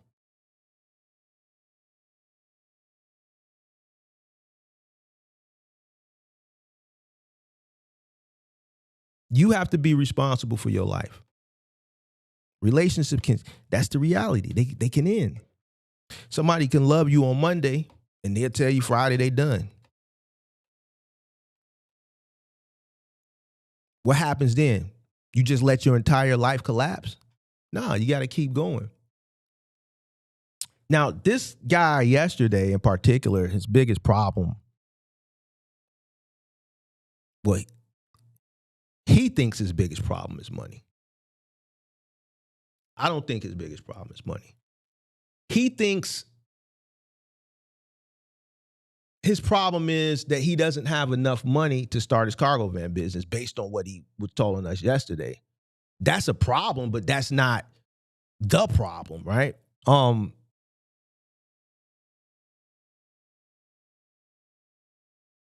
His biggest problem is he's developed a pattern of making major life decisions while being emotionally distressed. And I tell y'all this all the time. Stop making emotional decisions. Get that emotional shit about you. Why? It's dangerous. Especially when people in the business depend on it. You cannot be emotional, bro. And then when you hear these guys call up, outside of using the word lonely, they always say, yo, man, Mark, you're right, I am emotional. They admit to it. Like, look at the sequence.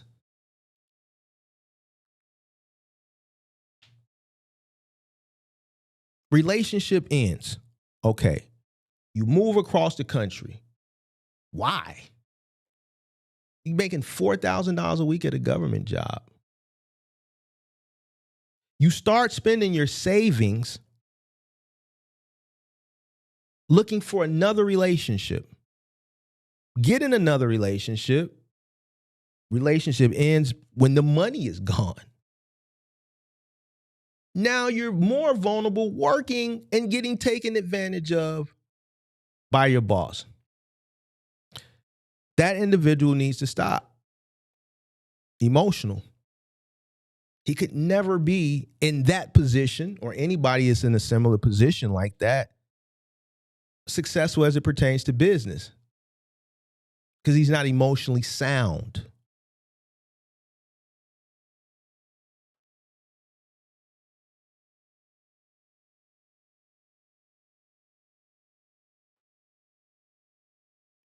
Being broke, being frustrated is and the answer to, I guess in his situation, getting her bag is not starting a business. Entrepreneurship is not the answer. Entrepreneurship is not therapy. A cargo van in his situation is what he wants. Like he said yesterday, if I get the cargo van, man, I'm going to get my girl back. A cargo van is not gonna heal whatever it is that is broken. It's not gonna heal that heartbreak from him.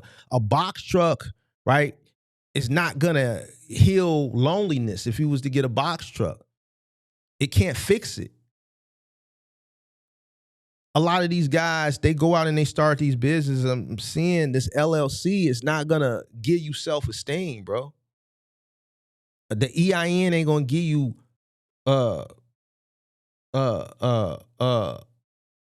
purpose.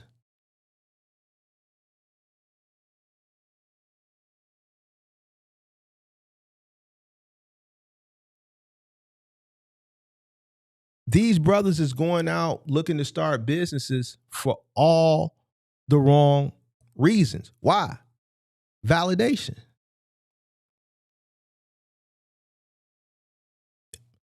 Probably gonna hurt some feelings here.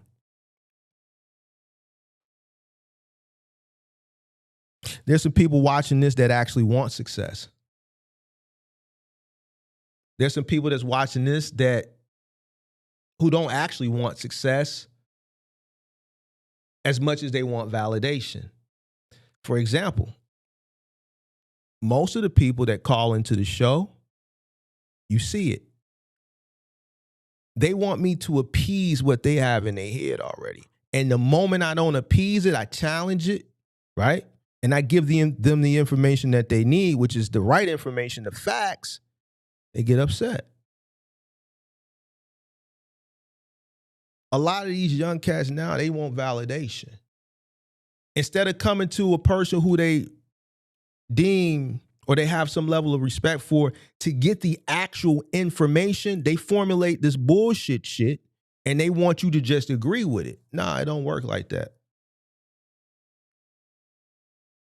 There's a difference of wanting to be successful and validation.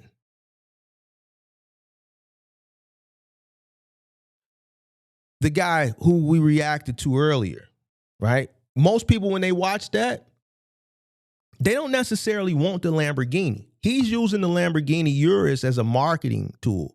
The people that see that, they're going to see that before they see the box truck, but they don't necessarily want the Lamborghini. They want to be seen in the Lamborghini. It's more important to be seen in the Lamborghini than to actually work hard for the Lamborghini, build a business to the point where, you know what, my business can afford, because I'm the president, I'm the CEO, I'm the vice president, however you label yourself as the principal in your business, you know, the business is going to provide me with a take-home car. And because we're so profitable, it happens to be a Lamborghini Urus. That's not the mindset of most individuals. The mindset is, oh, I just want to be seen in it. So they don't even think about it like how he presented, oh, this is my personal vehicle. To me, that's ignorant. That's some dumb shit. That don't even make sense, especially with the profit margin that you so-called say that you have. Over 50% per truck profit margin, you rolling in dough cash. So you rather pay taxes on that shit when you can alleviate that tax burden by leasing the fucking car under the business and writing that $3,000-$4,000 off a month plus the insurance. That's the smart decision. But these guys don't think like that because they're not fucking smart. They don't seek the knowledge to be smart. So then what happens at the end of the year, they fall in, let's say this is true, and they do go do that, they go do it that way, and then what happens? IRS is looking for them. They don't pay taxes. And then they end up fucking drowning in so much personal debt, trying to keep up with an image and a lifestyle that they weigh in over their heads. You rather be seen in something. You don't necessarily want a Rolex. You want people to notice that you got a Rolex on. You don't necessarily want a big house. You want to stun on the motherfucker who doubted the fact that you'll ever get a big house.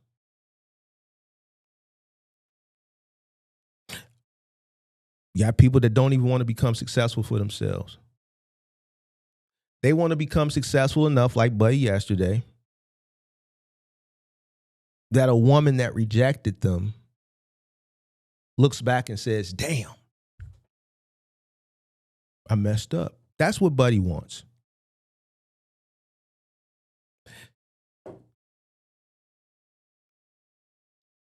If that's what you are working or want to start the cargo van business or the box truck business for, and let's say that individual does spin the block once she sees that you have become successful with the cargo van or the box truck, it's not the individual for you anyway. And if she was, she would have thugged it out with you from the beginning. If there is some form of distress emotionally, mentally, she would have helped you get through it. She would have never deserted you. And to the gentleman, since I know you're listening,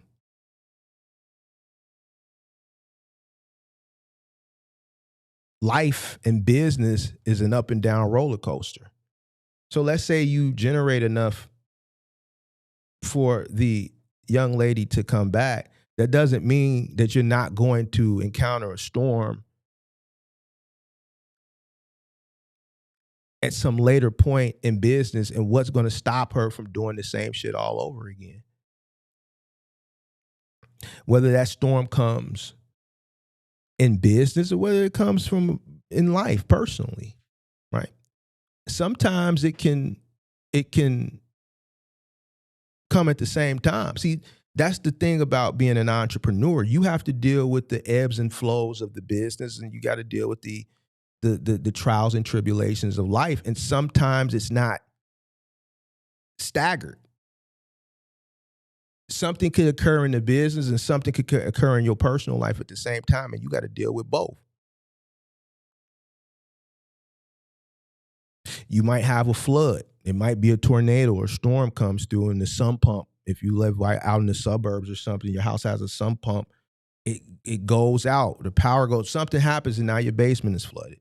And let's say FEMA doesn't cut you a check or the insurance doesn't cut you a check for whatever reason. Now you have to repair that flood damage out of your pocket. And let's say simultaneously something happens within the business. So now you're dealing with the trials and tribulations of personal life, being a homeowner personally, plus the ebbs and flows, the trials and tribulations of the business simultaneously. It's not like working a job, punching the clock, and you know what? Whatever internal things are going on with the business, the roof cave, they broke in the store and stole merchandise. At 5 o'clock, you punch out. That's up to the business owner. They're going to have your check on Friday. You don't have to deal with that. Those things that are occurring within the business don't affect you on a, personally, as far as business, stressing you out. When you're a business owner, you got to deal with the personal and the business shit.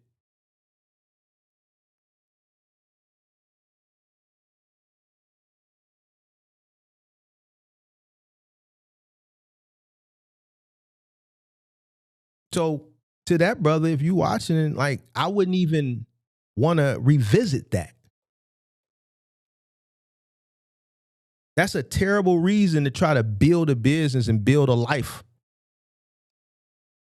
seeking the validation of someone that already proven and deemed himself not worthy.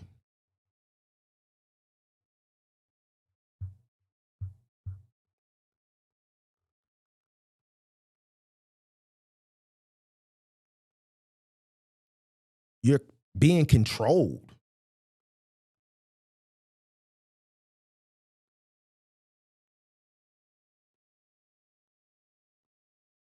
You're choosing to go out and invest in an endeavor because of her instead of yourself. You want to make money because of her. You posting things hoping she sees them. You're choosing certain jobs based on her. You know what? I ain't gonna drive from goddamn it, Florida to fucking Chicago, even though this shit is paying triple than what it would normally pay. And in normal situations, you would take that job, but you know that's gonna put you too far out the radius that you ain't gonna be able to get back to her in a timely fashion. Who was buddy that used to call a couple years ago, and then we kind of got into it, and then he kind of came back around, but then he kind of, you know, he ain't been the same. Young kid, Hispanic kid from New York, and when I was talking to him, he wasn't making money, and then the more I talked to him, I found out what his radius was, and I found out he was going back home every weekend. And I said, bro, you can't go back home and expect to really make money. You driving back home, you're deadheading halfway across country to see your girl. Why? Man, I miss her. I said, bro, you can't do that if you want to be OTR. You're going to have to be away for an extended period of time. It may not be 5-6 months, but it might be three weeks. And he took my advice and he started to not go home every weekend. And he saw his revenue increase, and he became more successful, and his attitude changed towards the box truck business being OTR. He didn't understand him going home every weekend was a detriment to his bottom line. He's taking things that are keeping him in a close radius so that he can get back to the girl. You don't make business decisions based like you make when you start a business, you have to meet the needs of the business. You know, so brother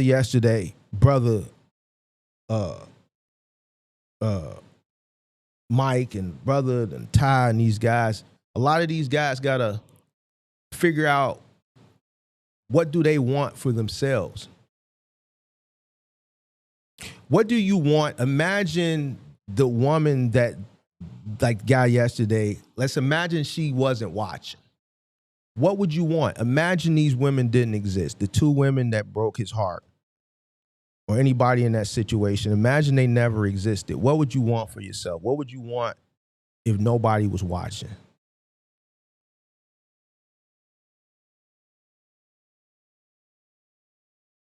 If nobody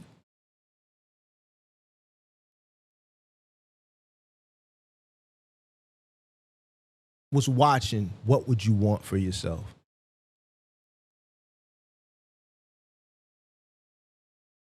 To a lot of people, that's going to be a hard question. They're going to have to think and ponder on it.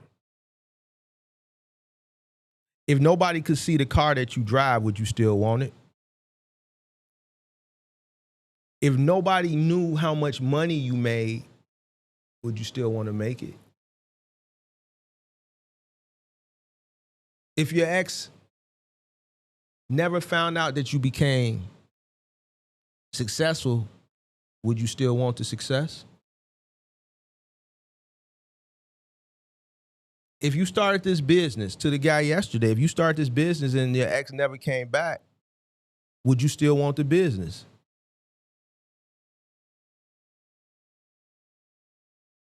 That's the question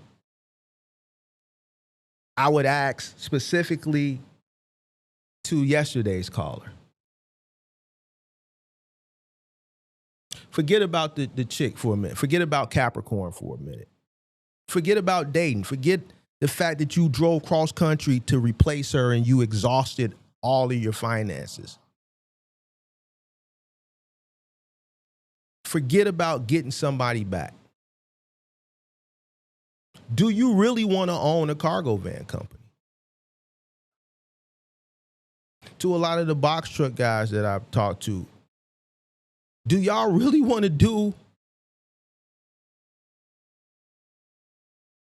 what y'all think y'all want to do because y'all want to do it for yourselves? Or are y'all doing it for somebody else? Are y'all doing it for the validation of somebody else?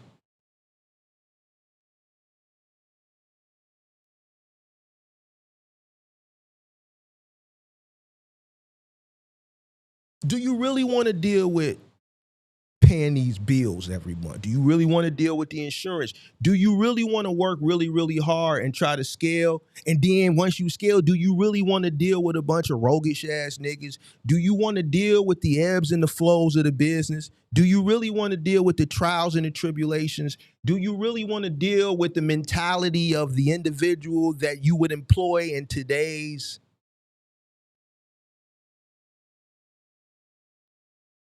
cesspool of applicants who are under this influence that, you know, they're slaves? If they work for you, you're the slave master and they're slaves and they got to start their own thing and all this goofy ass shit that's going on out here. Do you really want to deal with that? Do you want to deal with the maintenance? Do you want to deal with your truck breaking? I had somebody come in my dish out to Bakari. Truck broke down Saturday night, came in the dish store, called Big Mark, 8 o'clock on a Saturday night. Big Mark picked up. Big Mark picked up for him. Why? Because he one of the ones. And he from the crib. You dig what I'm saying? So, you know, I'm Chicago, nigga. Called me Saturday night, man, Mark, my truck broke down in the middle of a move. I'm on 94. He's right off North Avenue. I kind of, you know, talked to him and kind of gave him the best coaching that I could for that situation. What you gonna do if it's 8 o'clock at night and your rental truck, not his truck, his rental truck broke down while it's fully loaded with a bunch of customers' shit at 8 o'clock on a Saturday night? You want to deal? You ready to deal with something like that? Do you want to deal with that? Do you want to deal with that? Personally, are you really willing to deal with that? Are you willing to deal with that because that's what you got to do, because you trying to do this because you want the woman to come back, or you want to look good for the woman, or you want validation from motherfuckers who don't know you? Do you want to go find customers every day? I'm getting on Ty-ass in the Discord. I'm using real case studies that I played out in my Discord and on the channel. Right? These ain't false scenario. These are things that y'all seen play out. Do you want to go find customers? Ty, it's the 30th. Why you ain't working, man? I ain't got no moves this week. How? It's the fucking first of the month. What you doing? Fucking you wiggling your toes, laying up with a Brenal. You dig what I'm saying? Do you want to? You got to go out and get the customers, which is which contradicts everything that Buddy said in the reaction that we did earlier. Just because you got a truck don't mean it prints money. You got to go find the money. That's what I'm saying. Everything Buddy said, it was cap.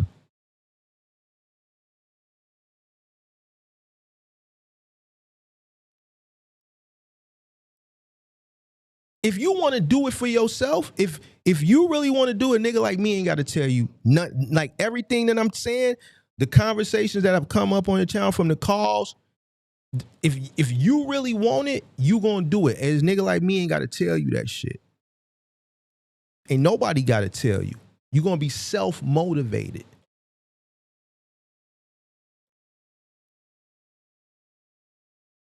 I shouldn't have to tear you down, and the people used to get mad at me, but they understand why this happens.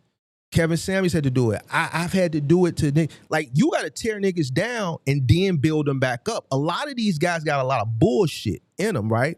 And all that shit has to get removed, so you have to tear a motherfucker down. That's why I was getting into with the goofy motherfucker over there, because he want to come over here and try to fucking tell me how to engage with my culture of people. You don't understand what we got going on over here. You ain't been through what we've been through. You don't understand how to articulate and how to get to the youth. That's why ain't nobody fucking with you, and that's why they fucking with me. Get mad and shit. Nigga, don't tell me how to talk to the brothers. You got to tear them down and then build them back up. Why? Because they got some sucker shit in them.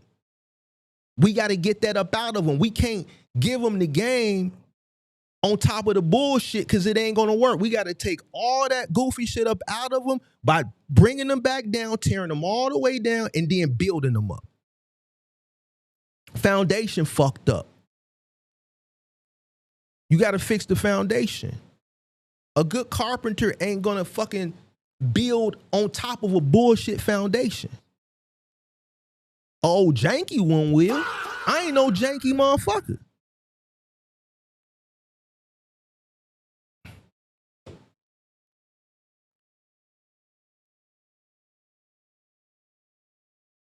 Do you want to negotiate rates?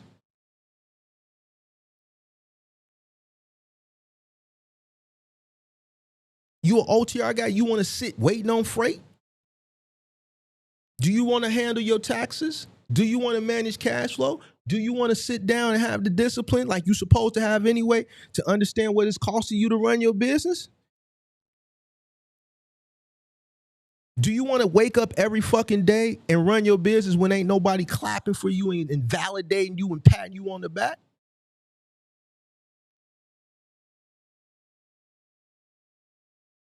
Because now if the answer is yes, then we can talk.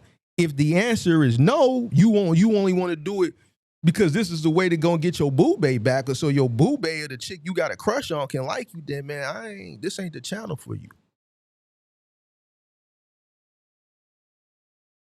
If the answer is I think if I make enough money, she'll want me again, or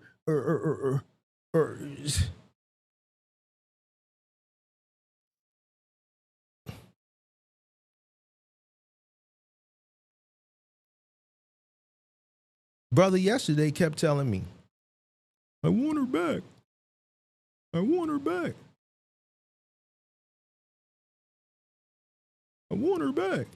And I get it, 6 years ain't like 6 minutes or some shit like that. You know what I'm saying? You build memories and plans, and you probably at some point talked about a future together or some shit like that. And you know, I get it. That shit disappears, you know. When that shit disappears, it hurts. So I'm not minimizing that, and you know.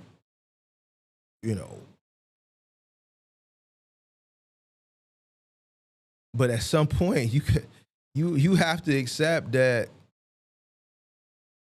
this woman, who happens to be another adult,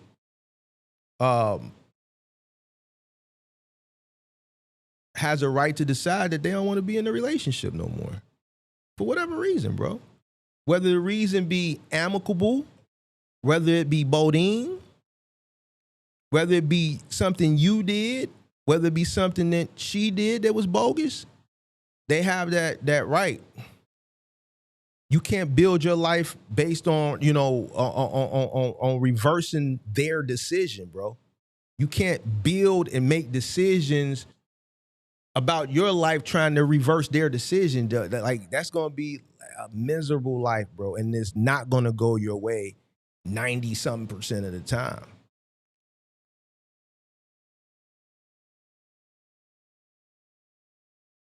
And to Buddy yesterday, I'm going to tell you something that, you know, probably going to hurt you. And I think I told him yesterday, shit, nigga, you don't need her back, no way.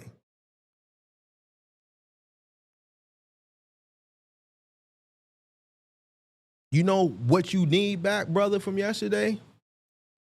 If it would ever existed, if this ever existed, and if it didn't exist, this is where you got to get to.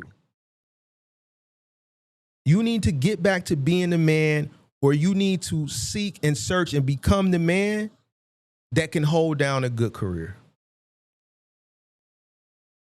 You need to get back to where you were when you had money in the bank. That's what you need to be getting back. You need to, I don't think you ever was this, but you need to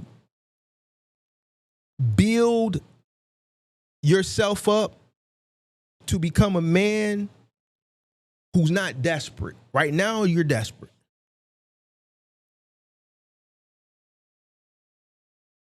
You need to build yourself up to become a man who makes decisions based off of logic instead of loneliness.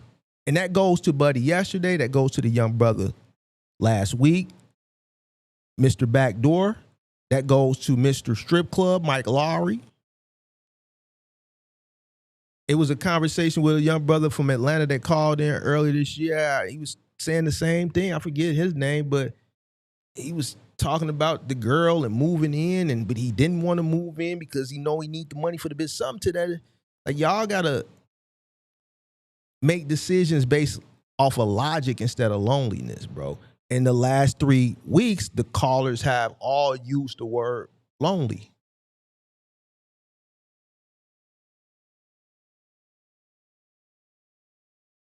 You need to build yourself to become the man who wakes up to goals and milestones to accomplish. Whether you're in a relationship or not, nigga, your life should not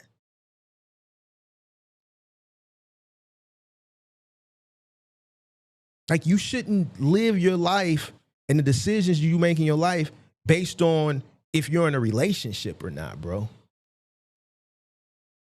The individual I'm trying to help is trying to be the best man for themselves first. You got to be the best person that you could be before you could be the best person for somebody else, bro.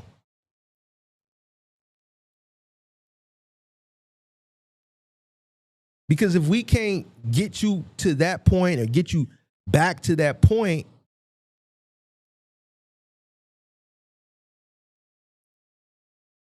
whether that individual who you seek to come back, whether they come back or not, it becomes irrelevant.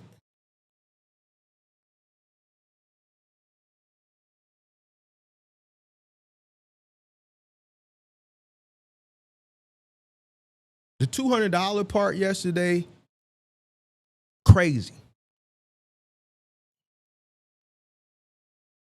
There's no way I'm driving anywhere for $200 all week and still going to continue to drive. If everything he's telling me is accurate, that's a major problem.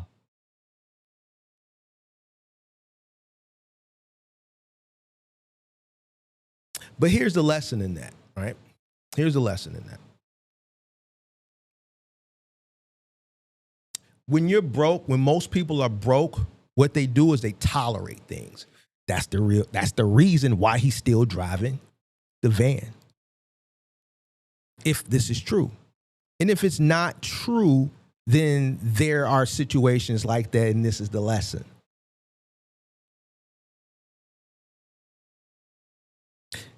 That's what people don't like talking about. Remember the example or the story I told earlier in the show? Make sure you hit that like button, subscribe to the channel, turn on post notifications about the guy that I encountered in the Nike store, and the big old lady was calling him all type of bitches and really treating him and humiliating him. And this is not a bad looking guy. He could easily get a woman way better than her big ass, right? But you know why he tolerated it? Because he was fucked up out here in these streets. Clearly he doesn't have no money, probably didn't have a place to stay. So he living off the broad. That's the only way a man is going to allow that level of humiliation. And from anybody, any woman, especially a guy who, no homo, is not a bad looking guy, and you dealing with this woman who got the stomach is hanging so low, she could tuck that motherfucker in her pants.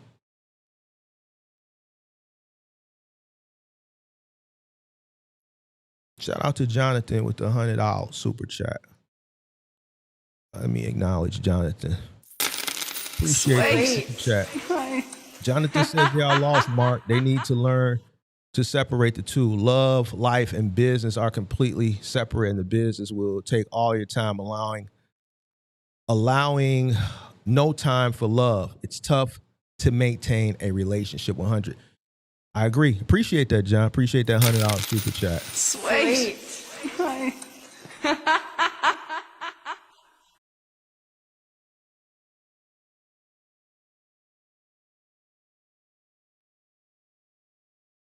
So broke people tolerate things. The buddy in the Nike store, he tolerating that behavior.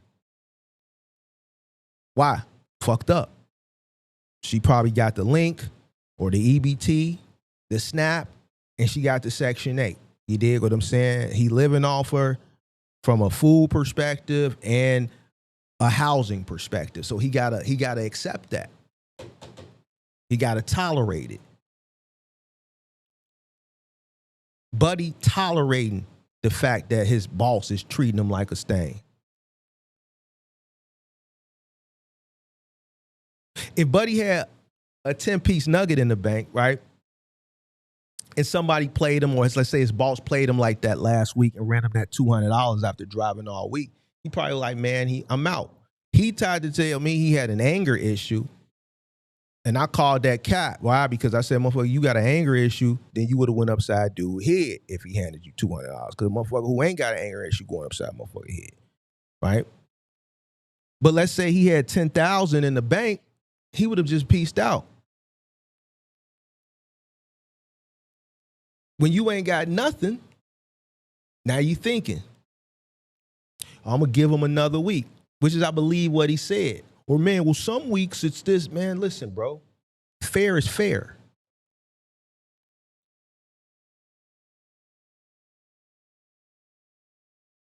That's why I like talking about money. Not because money makes you better than anybody, not because money makes you a man.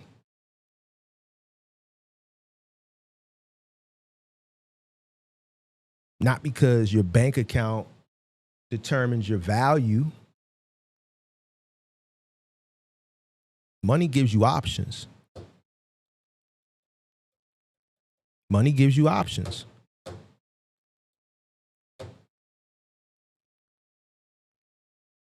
Money gives you options. That's why I say focus on your money. That's why Pac said MOB. That's why real men, they focus on their money. Money gives you options. You can live here or you can live there. You can drive this or you can drive that. You can eat here or you can eat there.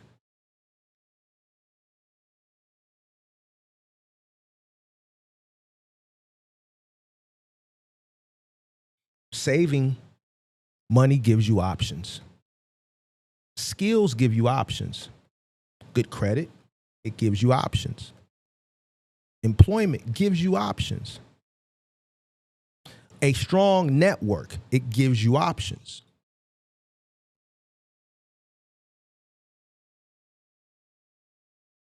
When you don't have money, when you don't have nothing, everybody has leverage over you. I've given examples of that as it pertained to me in the final mile business when I was at Dynamics. Having manpower and trucks at my disposal allowed me to keep growing very aggressively. And it also gave me leverage within that 3PL, which back then it was the Wild Wild West days. A lot of 3PLs won't allow that much leverage because they don't want one master contractor controlling a large portion of that dock because they just can't get rid of you for whatever reason. Why? Because, like, for instance, in my situation, I owned a fourth of that particular contract. Out of 43 trucks, I was running 9 of them, damn near a fourth.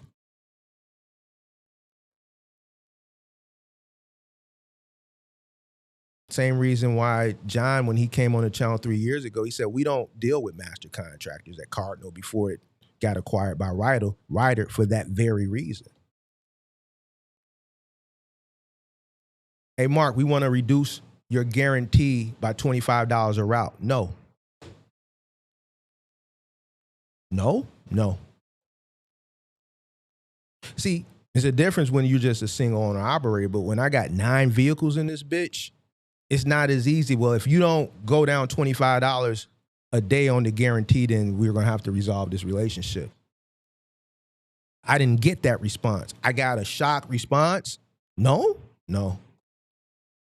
Okay. Why? Because it's harder to replace 9 vehicles a day than 1.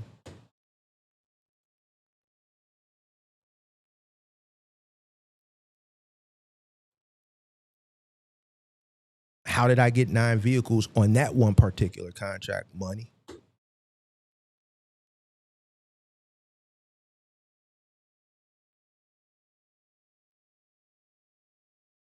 If I had 1 in there and they tried to negotiate with me, it wouldn't have went that way. They have the leverage. Money gives you options.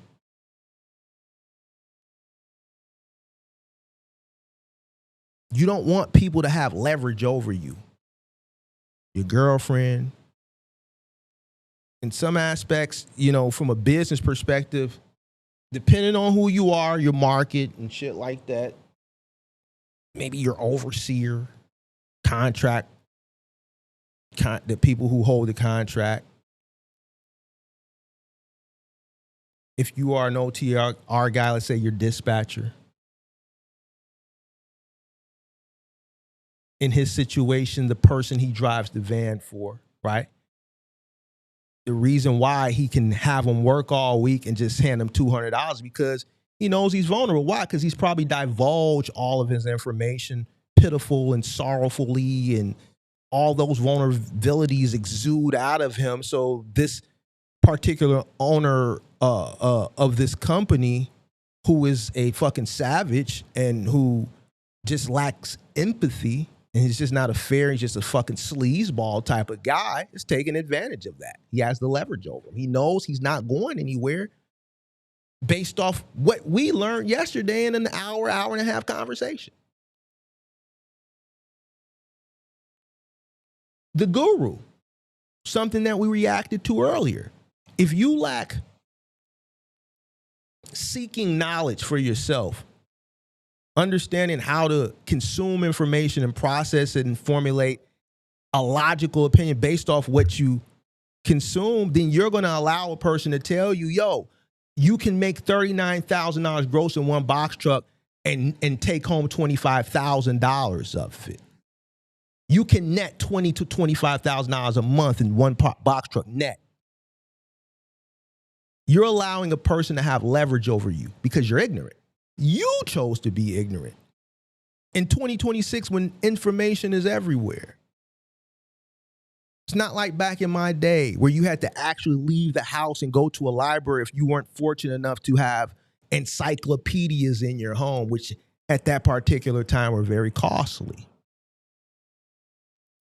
You had to leave your home, go to the public library, go in the card catalog, Dewey Decimal System, look at microfilm, all this shit. You had to actually physically go and actually find it. Now you can just go in your pocket, go in your phone, use Google, you can use ChatGPT. It's at your fingertips. And yet and still, in a generation, a society now where information is literally at your fingertip, more people are stupid than when we actually had to fucking go to a library, sit down, go through a fucking card catalog, understand the Dewey Decimal System, go in a fucking back room, go through fucking containers and find microfilm, put it in the goddamn machine, turn the fucking lights off, and turn this fucking knob and watch fucking shit on the wall, and then write this shit down. Some of y'all don't even know what the fuck I'm talking about. So if you allow a person to send you off, then that's on you. If you allow anybody to have leverage over you, that's on you.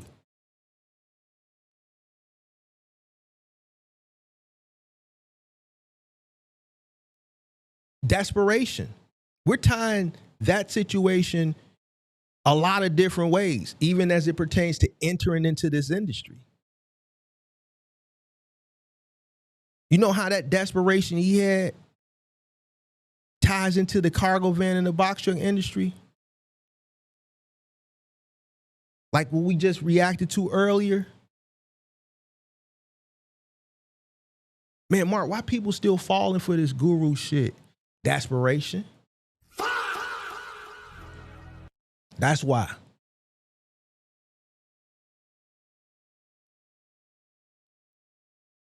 The easiest person to sell a dream to in this world, the easiest person in this world to sell a dream to is someone whose current reality fucking sucks, bro.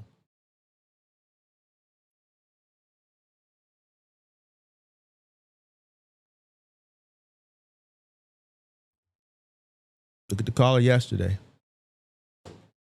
Think about the caller yesterday. Think about everybody that, like in the video we reacted to, that falls for that shit. Think about the guy yesterday. He's broke. He said it. He's heartbroken. He's getting paid peanuts. He's being taken advantage of by the guy who owns the cargo van that he drives. He wants his girlfriend back, his Capricorn. He wants his life back. Then he said he wants to start a YouTube.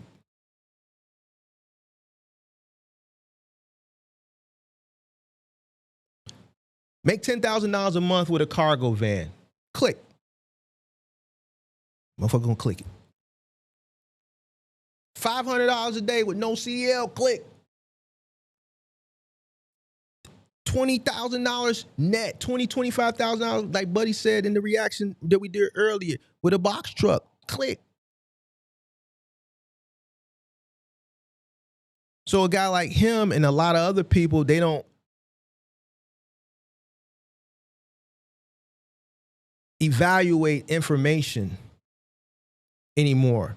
He's not evaluating information. He's looking for something to come into so he could try to, what he thinks he's going to run up a bag to get his little boo babe back. He looking for, goddamn it, salvation around this motherfucker. It's dangerous.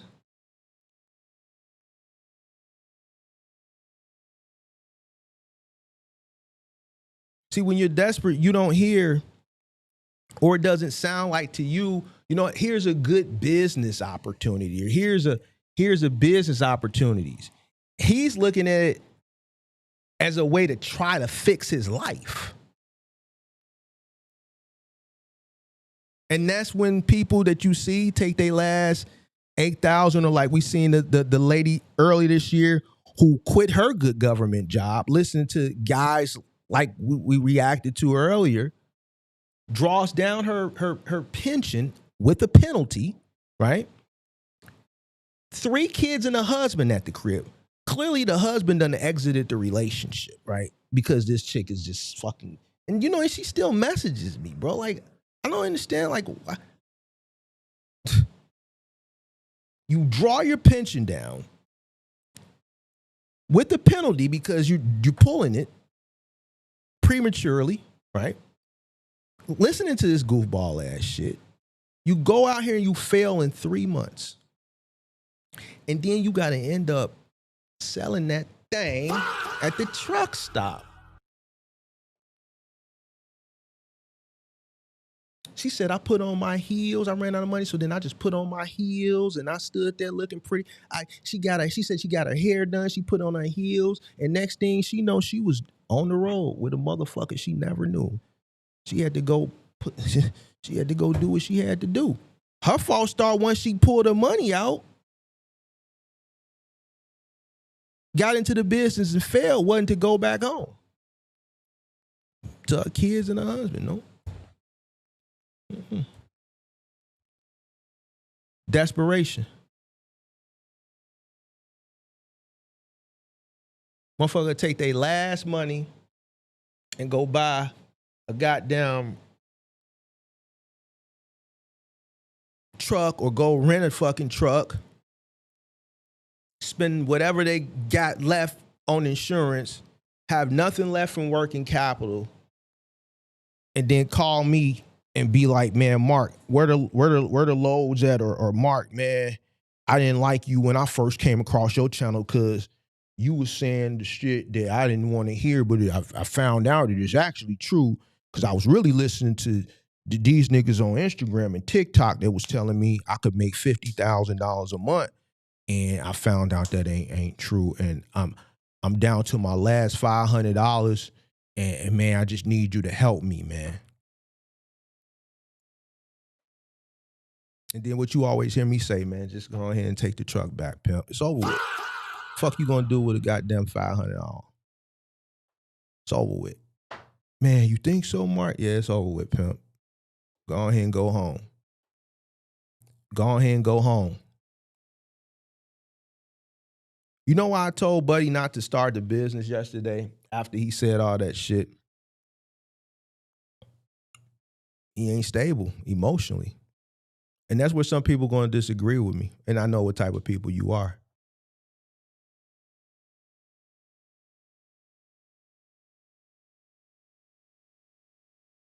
If somebody said, yo, handed him a G, no, not a G, let's say $100,000 after that call, And he called me and he said, hey, Mark, I got the money. I got $100,000. Tell me where I should go buy a cargo van. You know what I tell him? Don't go buy a cargo van. Don't buy nothing. Because the money wasn't the only thing he's missing. He's missing stability, which he needs. I would tell him to get a legitimate job. You know, you already have driving experience. Maybe go work for someone who's a little bit more legitimate. The guy he's working for is clearly taking advantage of him, right? $200. You got somebody drive cross country all week and you hand them a fucking check for $200. So find somebody that's actually going to appreciate you and pay you properly. If he can get back into his government job, I would implore him, or I would tell him to explore, I should say, that option, right? Because even if he gets a cargo van or a box truck, his government job, or what he was making at $4,000 a week, he's making more than any cargo van or box truck is going to pay him.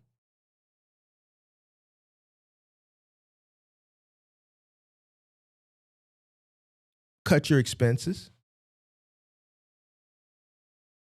He needs to stop dating completely as of right now, right? Because he has to find himself.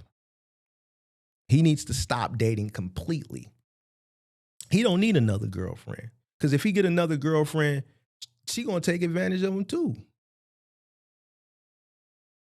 He needs an emergency fund. He kept mentioning Tinder. The guy last week was mentioning Tinder and Hinge. Get rid of Tinder. Tinder fucking y'all little niggas. That's Tinder fucking y'all up, bro. Do y'all understand? Let me God damn it. Let me derail a little bit. Let me understand some of y'all middle American motherfuckers, man, how the game go, man. The game done evolved from the corners to online. A lot of these chicks that's on Tinder, and the reason why they getting y'all and y'all falling into, I'm getting y'all the game. They probably gonna get mad at me. The P's gonna get mad at me, bro. A lot of them chicks that y'all see on Tinder, man, them chicks is working, bro. That's what y'all don't understand. And that's why y'all keep getting heartbroken and calling up here with this shit. Them chicks is working, bro. Them chicks ain't really looking. They making it seem like that to y'all, but they really working. The game has evolved from the street corner. Motherfucking Don Juan ain't walking down Madison Street no more. The motherfucking Rolls Royce ain't pulling up on Madison Street, motherfucker, with the diamond in the back, sunroof top, digging the scene with a gangster lean, and there's 6 chicks walking back and forth, and the motherfucker dropping the money on the ground. They picking it up and they pimping off, and they going to the next stroll. The game don't work like that no more, pimp. The game has evolved into the strip clubs, and it's evolved online. A lot of them chicks that y'all coming across that's selling y'all these dreams, like Buddy ass last week, and even I wouldn't be surprised if the broad that he was dating, not the 6-year broad, but the broad that he met over in Florida, it wasn't a working girl that he met on Tinder. Sold a nigga in fantasy, and then once she milked that nigga and he ain't had no more, she gone ahead and got rid of him. He thought he was in a relationship. Whole time the broad working, man.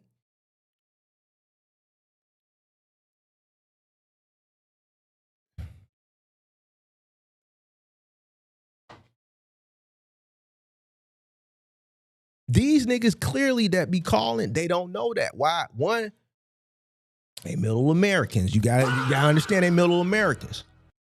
2, the culture and the game,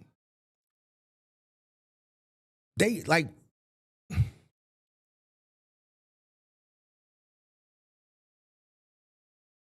it has evolved to the point where back when I was growing up as a kid, and we'll be riding down Madison, right? Or even when I got older, right? The game was still on the concrete. The bitch feet with the concrete. You dig what I'm saying? The motherfucker was really stomping on the concrete still. And I would start clubbing for the people from the crib, like going to like Zentra, or back in the day when the biology bar was right there on Weed Street, Joe's right there on Weed Street, Zentra right there on Weed Street. It was a stroll right on North Avenue. So even as a 2021, coming out the club late at night, you'll see the hoes on the stroll. You might see Minister Seymour. You might see Minister Toby. You might see Don Juan cruising down the street. You might have seen white folks cruising down the street. A lot of the legendary Chicago pimps that was still on the stroll back then, the stroll was still strolling. So we could see it. We could see it, right? You knew that shit was prostitution, right? The music, you would hear it in the music. It's all evolved and disguised now via OnlyFans, via the strip club, via goddammit Tinder, and a lot of these other apps. These hoes are selling that poo-poo online now. Why? Because they've changed the laws, right? Right? They got that shit called, what is it called now? If you get called for the the extra, when they fucked it up for the P to the point where they created these laws where now it's what they call that shit. Y'all put it in the chat, man. That shit real serious. So now it's done had to go online, right? And they've had to disguise it. It's not out in front of you. It's not out in the open no more. So now what these guys who coming up on the younger age, like Buddy from last week, who mentioned the Tinder and the Hinge, Buddy from yesterday, they don't know that they being finessed. They thinking these chicks really human trafficking. You got it, Terrell. What they don't understand is they thinking that these chicks that's on the dating app is really looking for dates and shit. Nah, they looking for a date, just not the date. You thinking, oh, these bitches is working, nigga. Majority of them chicks is probably working.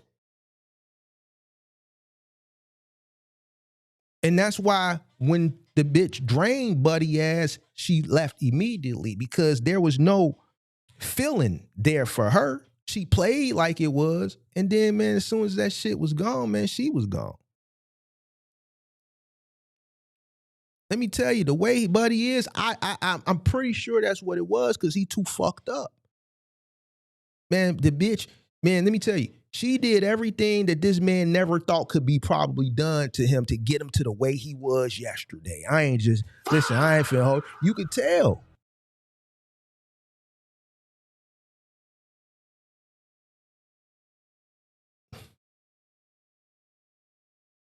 You could tell.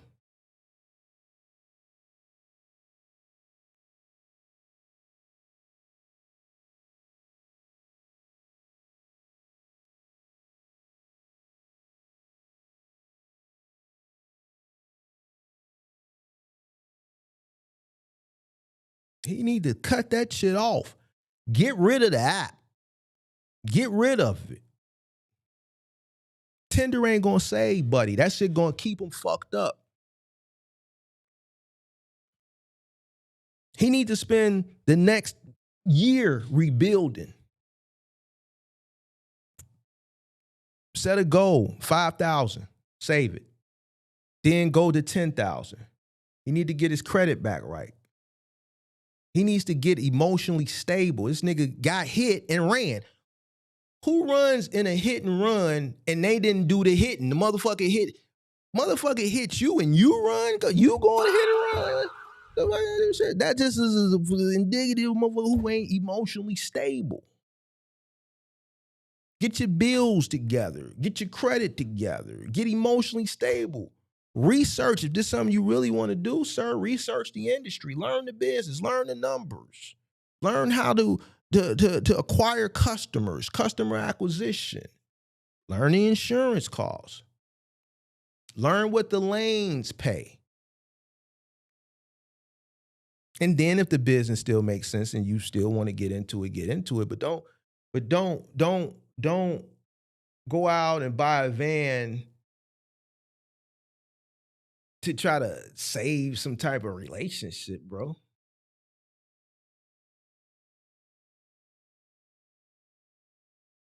Takes us back to MOB.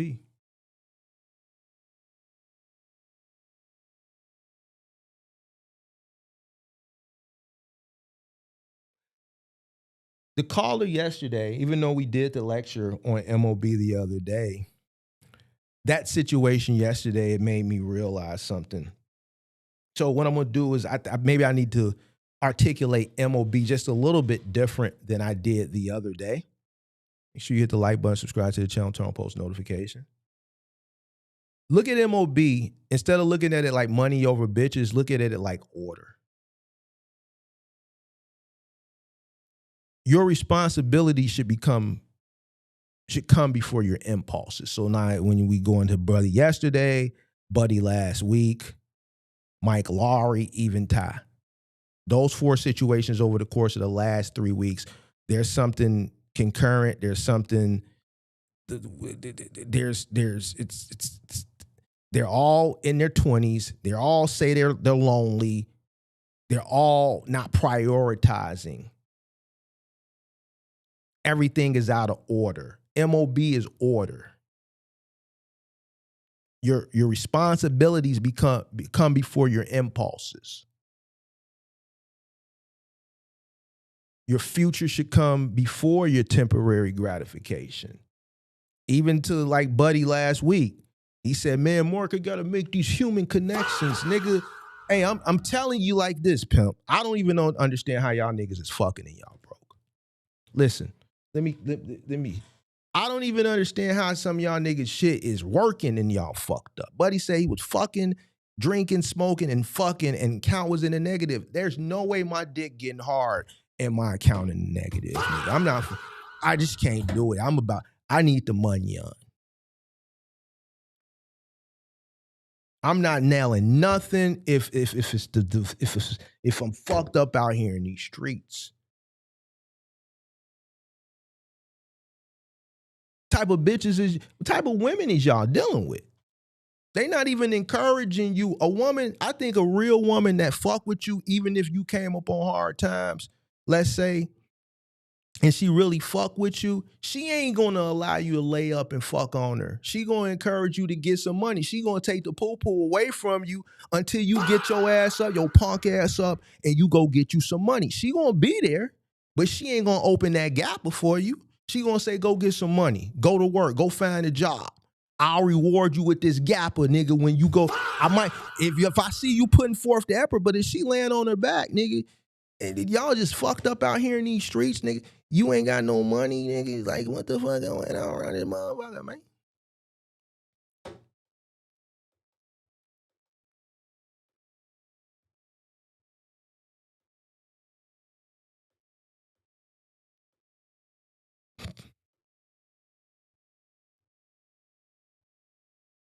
So temporary gratification. That shit, man, come on, man. What we talking about? Your financial foundation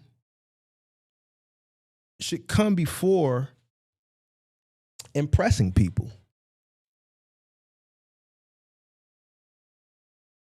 To the brother yesterday, your purpose, you can't lose your purpose, or your purpose cannot disappear every time somebody stops loving you, or they don't want to fucking fuck with you like that no more. You can love people. You can love your boo bae. You can spoil your boo bae. You can build with your boo bae. You can marry your boo bae. You can take vacations with your boo bae. You can get your boo bae gifts. You can do all that. But I'm going to tell you something. There's got to be a you underneath all of that. There's got to be a you underneath all that. Under every relationship, it's got to be a you.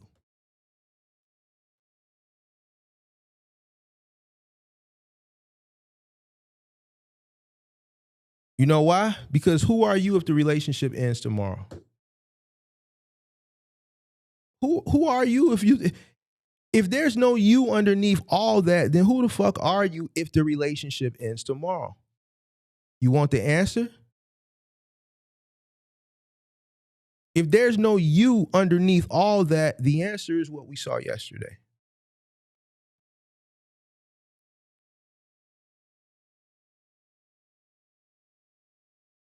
Not financially, who are you?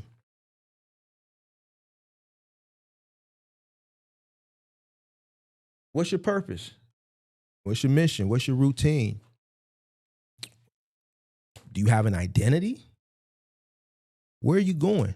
What are your goals? If you can't answer none of those questions, then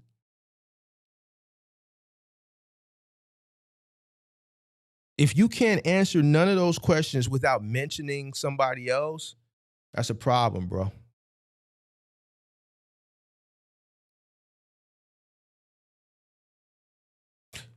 Heartbreak, right? Yesterday.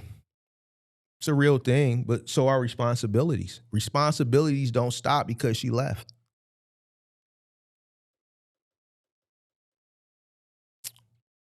Let's talk about that for a minute. Heartbreak is real. Men hurt. We've all had situations. I've been through situations. I've talked through my situations. I had 2 4-year relationships between 2010 and 2020. I started in 2010. 2014, January, I went through a breakup. I had just bought my second truck. By the time I communicated with that person again in September, 9 months later,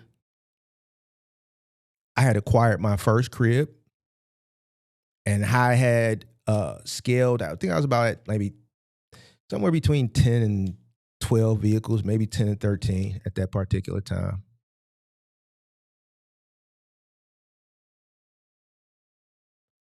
I didn't stop. I didn't lose myself. I didn't stop working. If anything, I had more time because the little time that I had to spend there, whether it be on the phone, I could focus more. I didn't have to have those phone conversations. I didn't have to spend time after a long day of work and fitting her in anymore and still having to get up in the morning. I had more time, and that time I used it very, very wisely. And the results shown to the point when she contacted me 9 months later, right? Because she realized that, you know, that was a bad decision. She didn't know how much more I had grown over those 9 months. But when we had that conversation and she seen it, and when I was telling her about it, it blew her away.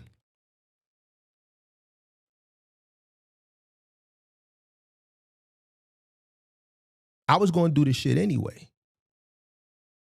The point in that story is I didn't let 4 years, even though I was sad, right? You share your life with someone for 4 years, or in his case, 6 years, right? Yeah, you're going to feel a certain type of way. But at the end of the day, where I was at that time, I had just bought my second truck. I still was renting the other truck, so I still had a few trucks running. I got guys working for me. I still have goals that I'm still working towards getting my first place. I'm not stopping my shit for you. If I stop my shit because something she wanted to do then, which was break up, which we did, I would not be sitting here talking to you. The stories in my career, my beautiful, illustrious career, I would not be sitting here to be able to tell you about it because it would have ended right there. Everything that I had got to that point, similar to, let's say, where he got to as far as getting a good government job, paying him $4,000 a week, he allowed that breakup to end him. And that's why he's in the position that he's in. No. Nothing stops because of a breakup. You just do men hurt? Yeah, man. Go through the fucking breakups and you feel sad and shit, but you can't stop doing what you're doing. You got to keep going.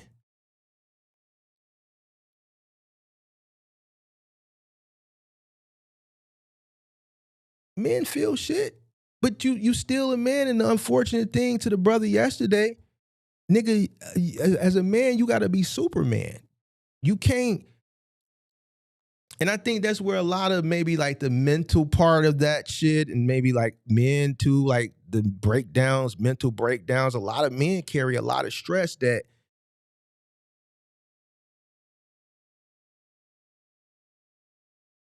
doesn't get talked about, doesn't get recognized, because men have the weight of the world. You got to be the provider, the protector.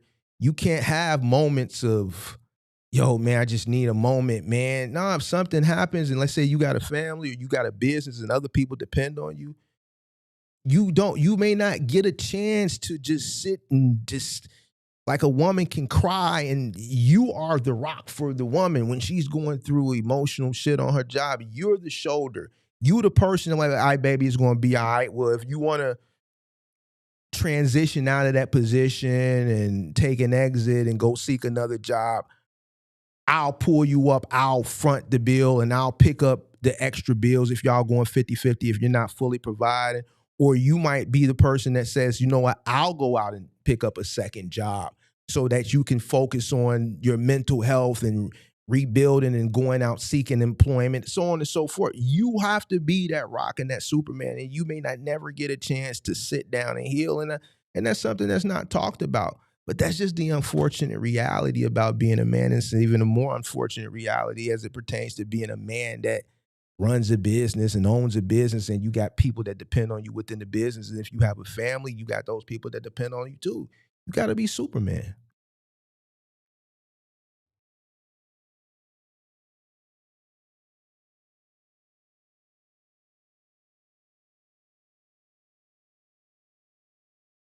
So men go through it. They go through the periods where, you might not sleep or eat or check the phone or all this goofy shit. Some of it's goofy, some of it I understand, right? But at the end of the day, you still have to do what you got to do.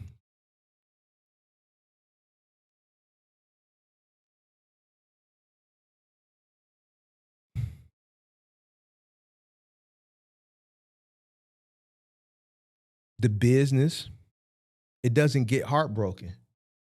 Your responsibilities don't get heartbroken. Your employees, they don't care about what the fuck it is you got going through when you already promised them, yo, if you work for me, I'm going to pay you $1,000 a week. They don't get your heartbreak. All right, well, man, don't worry about it, man. Our family will just starve for this week. Like, come on, bro. What we talking about? That's why I say it's a lot of responsibility being, an entrepreneur. On top of just the responsibilities of being an adult. Your responsibilities don't get heartbreaking. Your responsibilities don't get heartbroken. Bills are going to still be due for the business. Your rent or your mortgage is still going to be due in your personal life. Your car note is still going to be, your truck notes are still going to be due. The rental trucks that you got still going to be due. If you got kids still need you. Taxes are still coming for the business. Business still got to operate. Your future is still waiting on you. Future is still waiting on you. You don't want to be a motherfucker who 40, 50, 60 years old, fucked up out here in these streets because of the decisions like Buddy that you made at a young age, making decisions based off what other people think.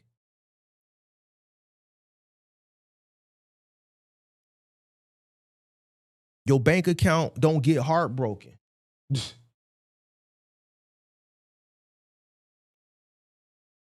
At some point, you just got to say, man, I'm hurt, but I'm still handling my business. And that's just, being an adult, being mature.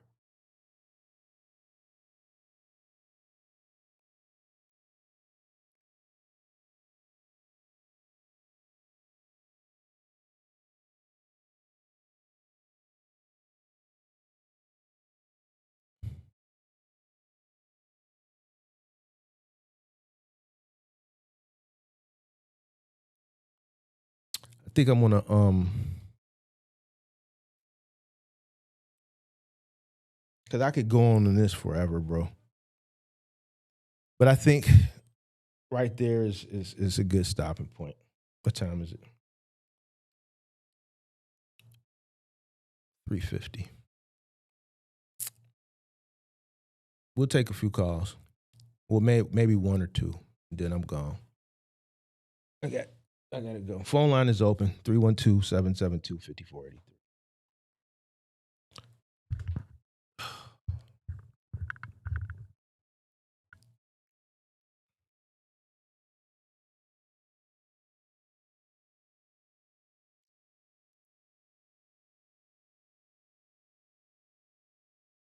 I don't know what happened to Daniel. I don't know.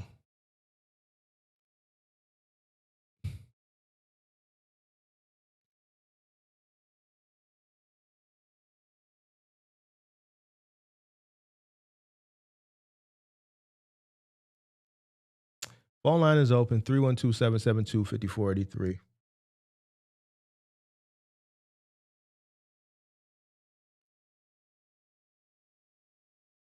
Make sure you hit that like button, subscribe to the channel, turn on post notifications. Shout out to John again for that super chat. Sweet. That.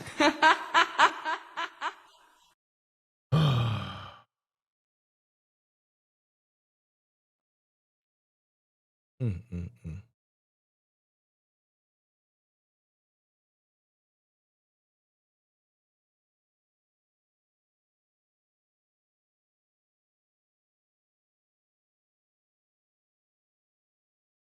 Mm, mm.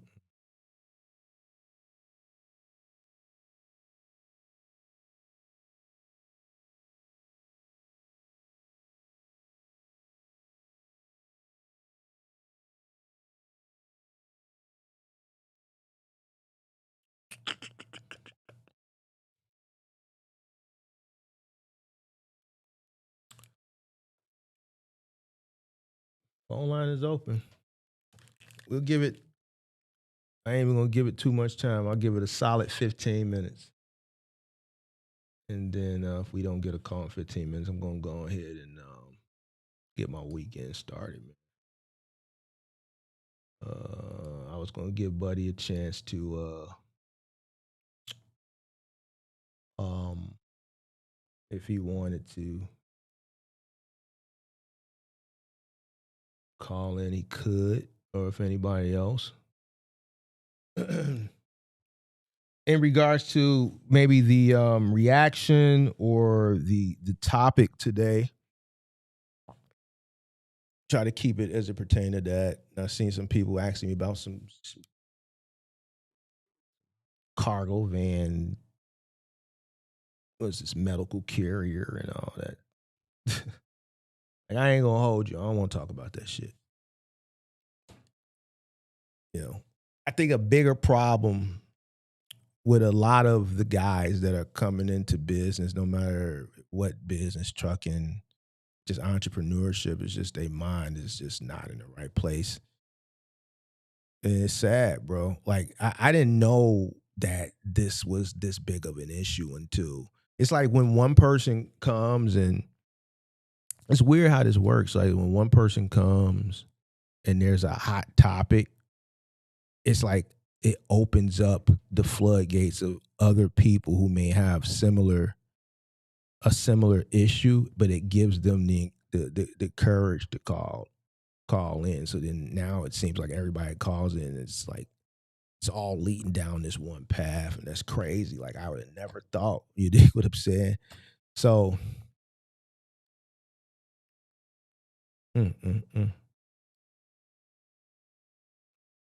shit, crazy, bro. All right, I got a poll. What was the biggest mistake? What was his biggest mistake? The guy from yesterday. 71% says all above. 4% says chasing his ex. 4% says blowing his savings. 22% says quitting the 4K job. The answer is 71%. All of the above. He shouldn't have did none of that shit. He shouldn't have did none of it.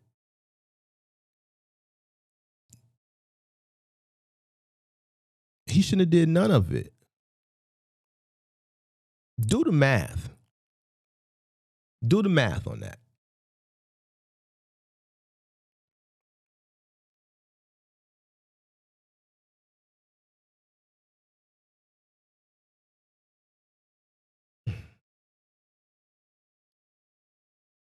Do the math on that.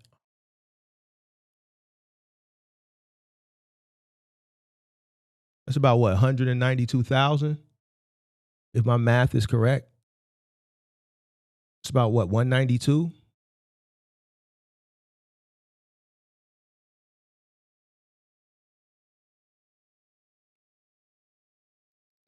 No. Yeah, it's about 192, right? If my math is correct.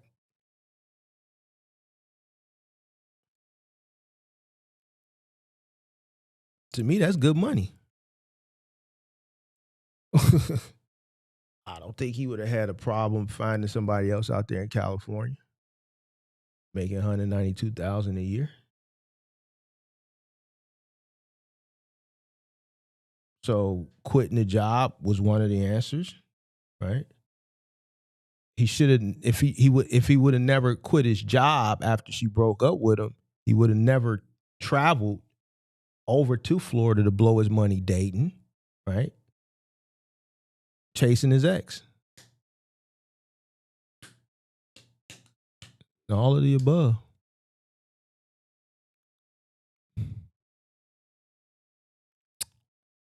Yep, all of the above. So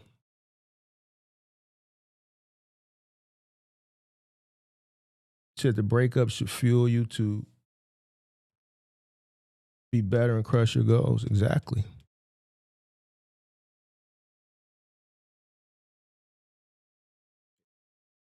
Definitely should. Definitely also freeing up your time. You got more time now to focus on you.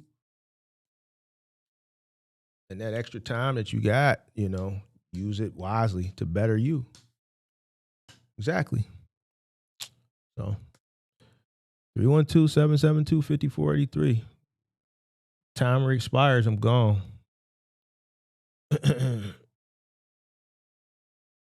Said, buddy was, yeah, that's good money, bro. Almost $200,000 a year.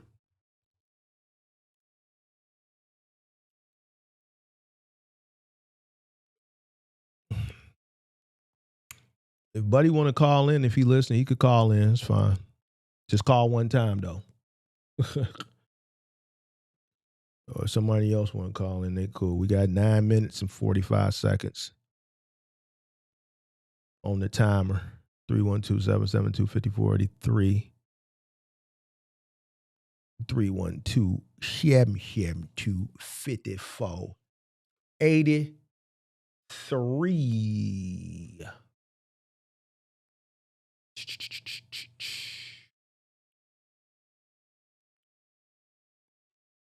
We had a lot of good people that came in today. Nice little audience that popped up today. We're working our way back. Shout out to Edie in the building. Appreciate that super chat. Sweet. Yes. He shouldn't have done none of them, but quitting the job is the worst. He could have bounced back by now. Yeah, he definitely could have bounced back by now. Appreciate that super chat. I think Tyron left the super chat yesterday too. If you're watching, I didn't get a chance to acknowledge his super chat yesterday because I was really engaged in that conversation, but I did see it after the stream. So Tyron, I haven't seen you in a while. I know we had a harsh conversation in Discord about a year and a half ago, and I ain't seen you since then. But I'm glad you're still watching the channel, man. I appreciate that super chat. You dig what I'm saying? So shout out to you, Tyron, if you're watching. Sweet. Super chat for me today. I didn't get a chance to.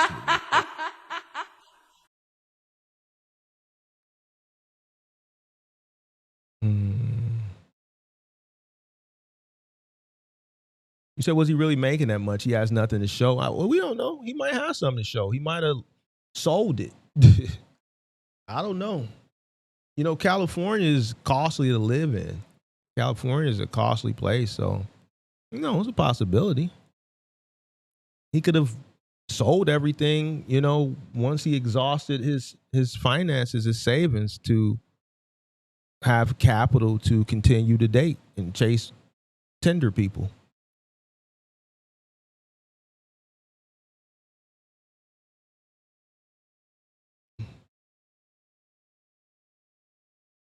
You said my ex said she wanted to go. I said, I've been trying to leave. It hurt, but life goes on. Shit. There you go. There you go. Why somebody wait to the fucking very last minute to call? Like they always do. They wait till the time get all the way down to like 10 seconds and then they call. You dig?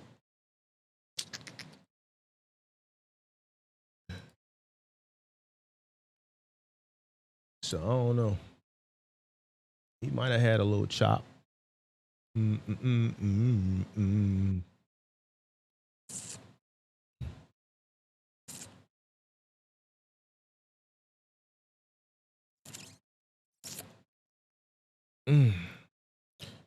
You hit that like button, subscribe to the channel, turn on post notifications.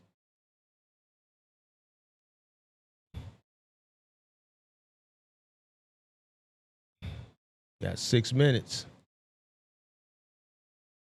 6 minutes. 6 minutes. 6 minutes. 6 minutes. Dougie Fresh, you're on. On.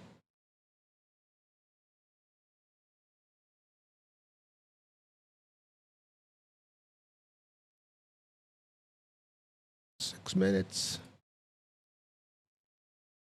6 minutes, Dougie Fresh, you're on.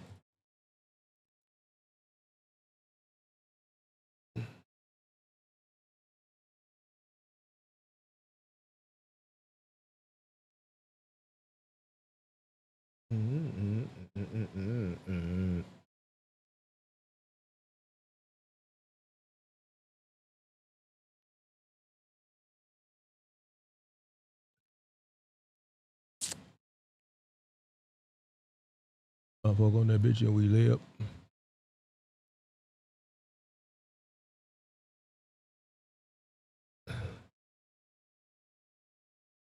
Three one two sham 25483.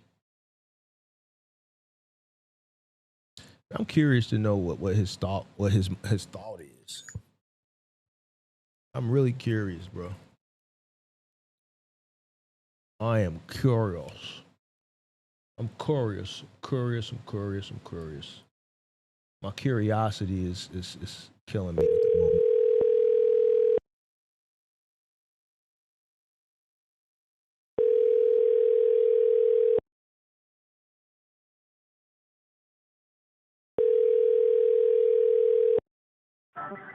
Hello? Yeah, man. What you think about the sermon today? There you go. That motherfucker hung up on me. Nah, he lost service.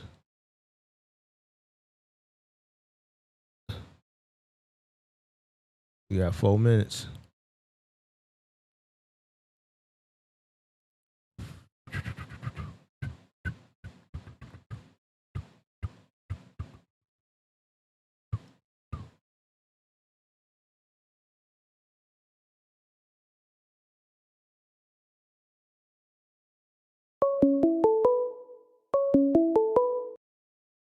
Yo. Hello. Hello? What's up? What you thought about the sermon? Yeah, I was in the middle of a delivery right now. I just picked up a load. Oh, okay. All right. I thought you was listening in the background. It's all good. I was watching some of it, and then I'm kind of strapped down this load really quick. Oh, I thought you had like a headset. You could listen.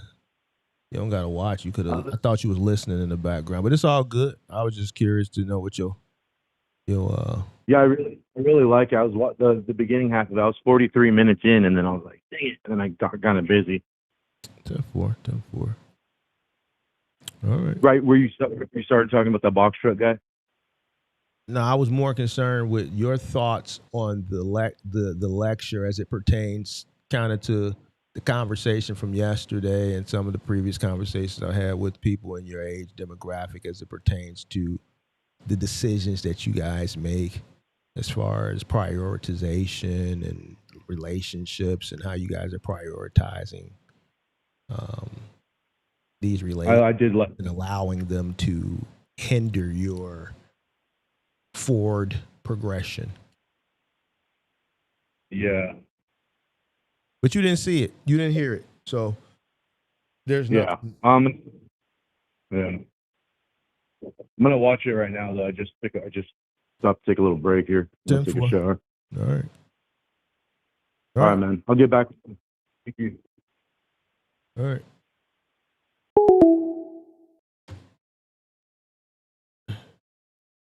All right, we got 2 minutes. 312-772-5483.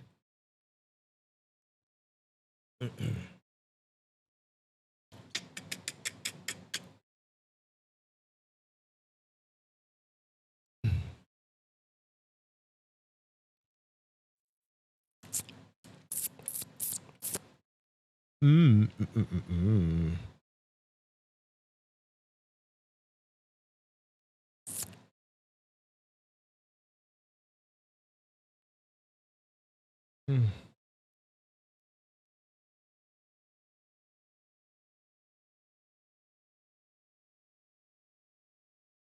312-772-5483. We got a minute, a little over a minute.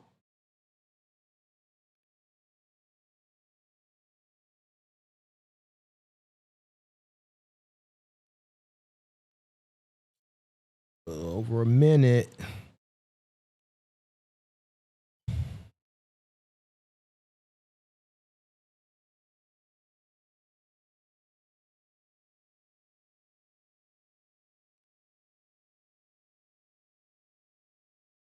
Mm-hmm.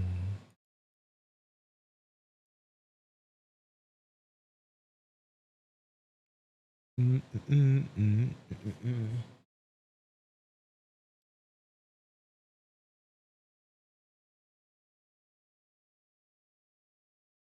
You said he got busy. He said he got busy. He is in a cargo van. It only takes a couple minutes to secure the load. Shaking my head. Hey man. Hey man.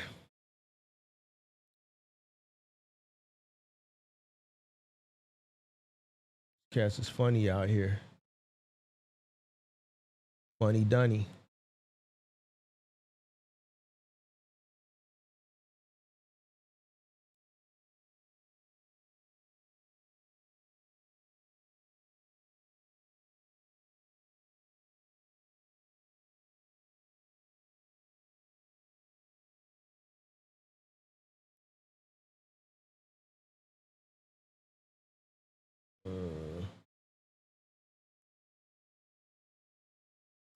All right.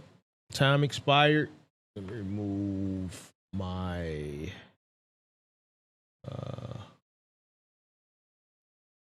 that. Turn off the timer here.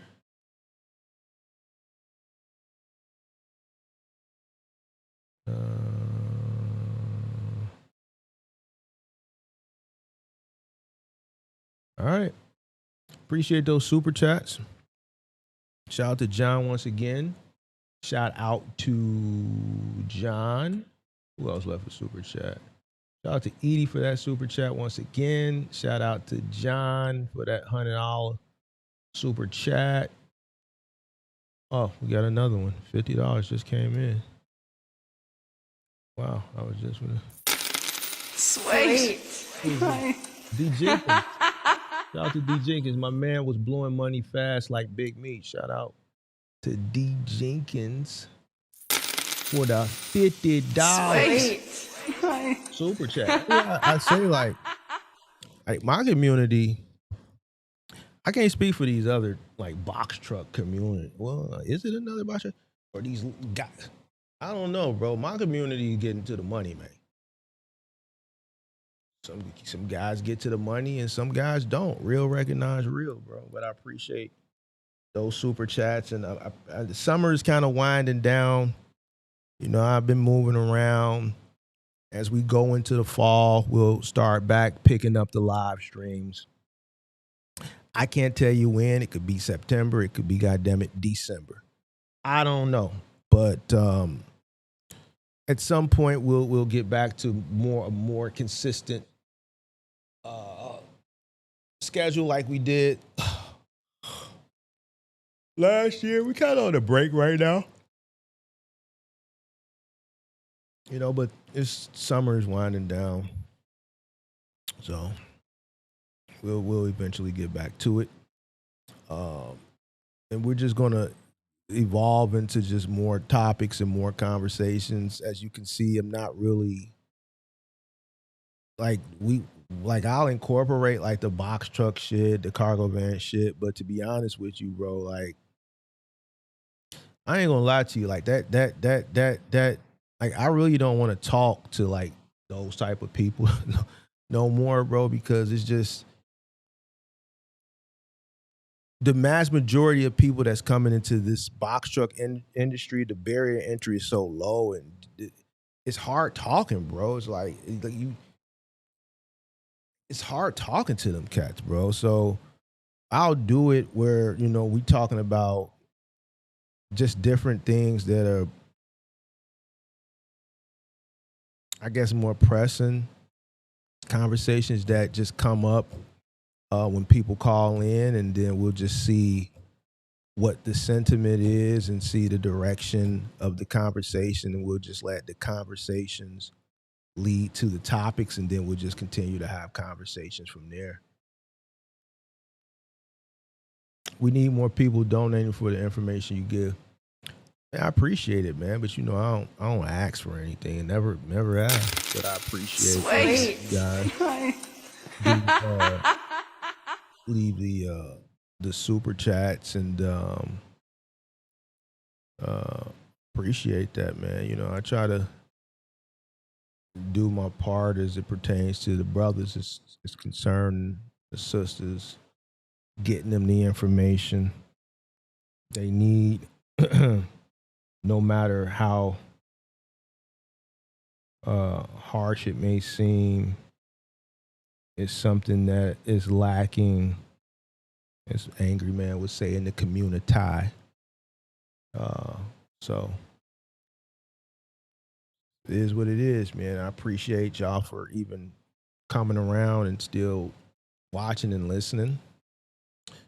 So the appreciation goes both ways, you dig? So Friday, I was surprised that we even got I think we got 80 people. So if I'm more consistent, we'll get back to that 100 and some plus people. YouTube will start sending out my notifications again, and we'll get back to it, and go from there. So, all right, y'all. Appreciate y'all. Hope y'all have a good, prosperous, safe weekend. Until the next time, I'm out. Peace.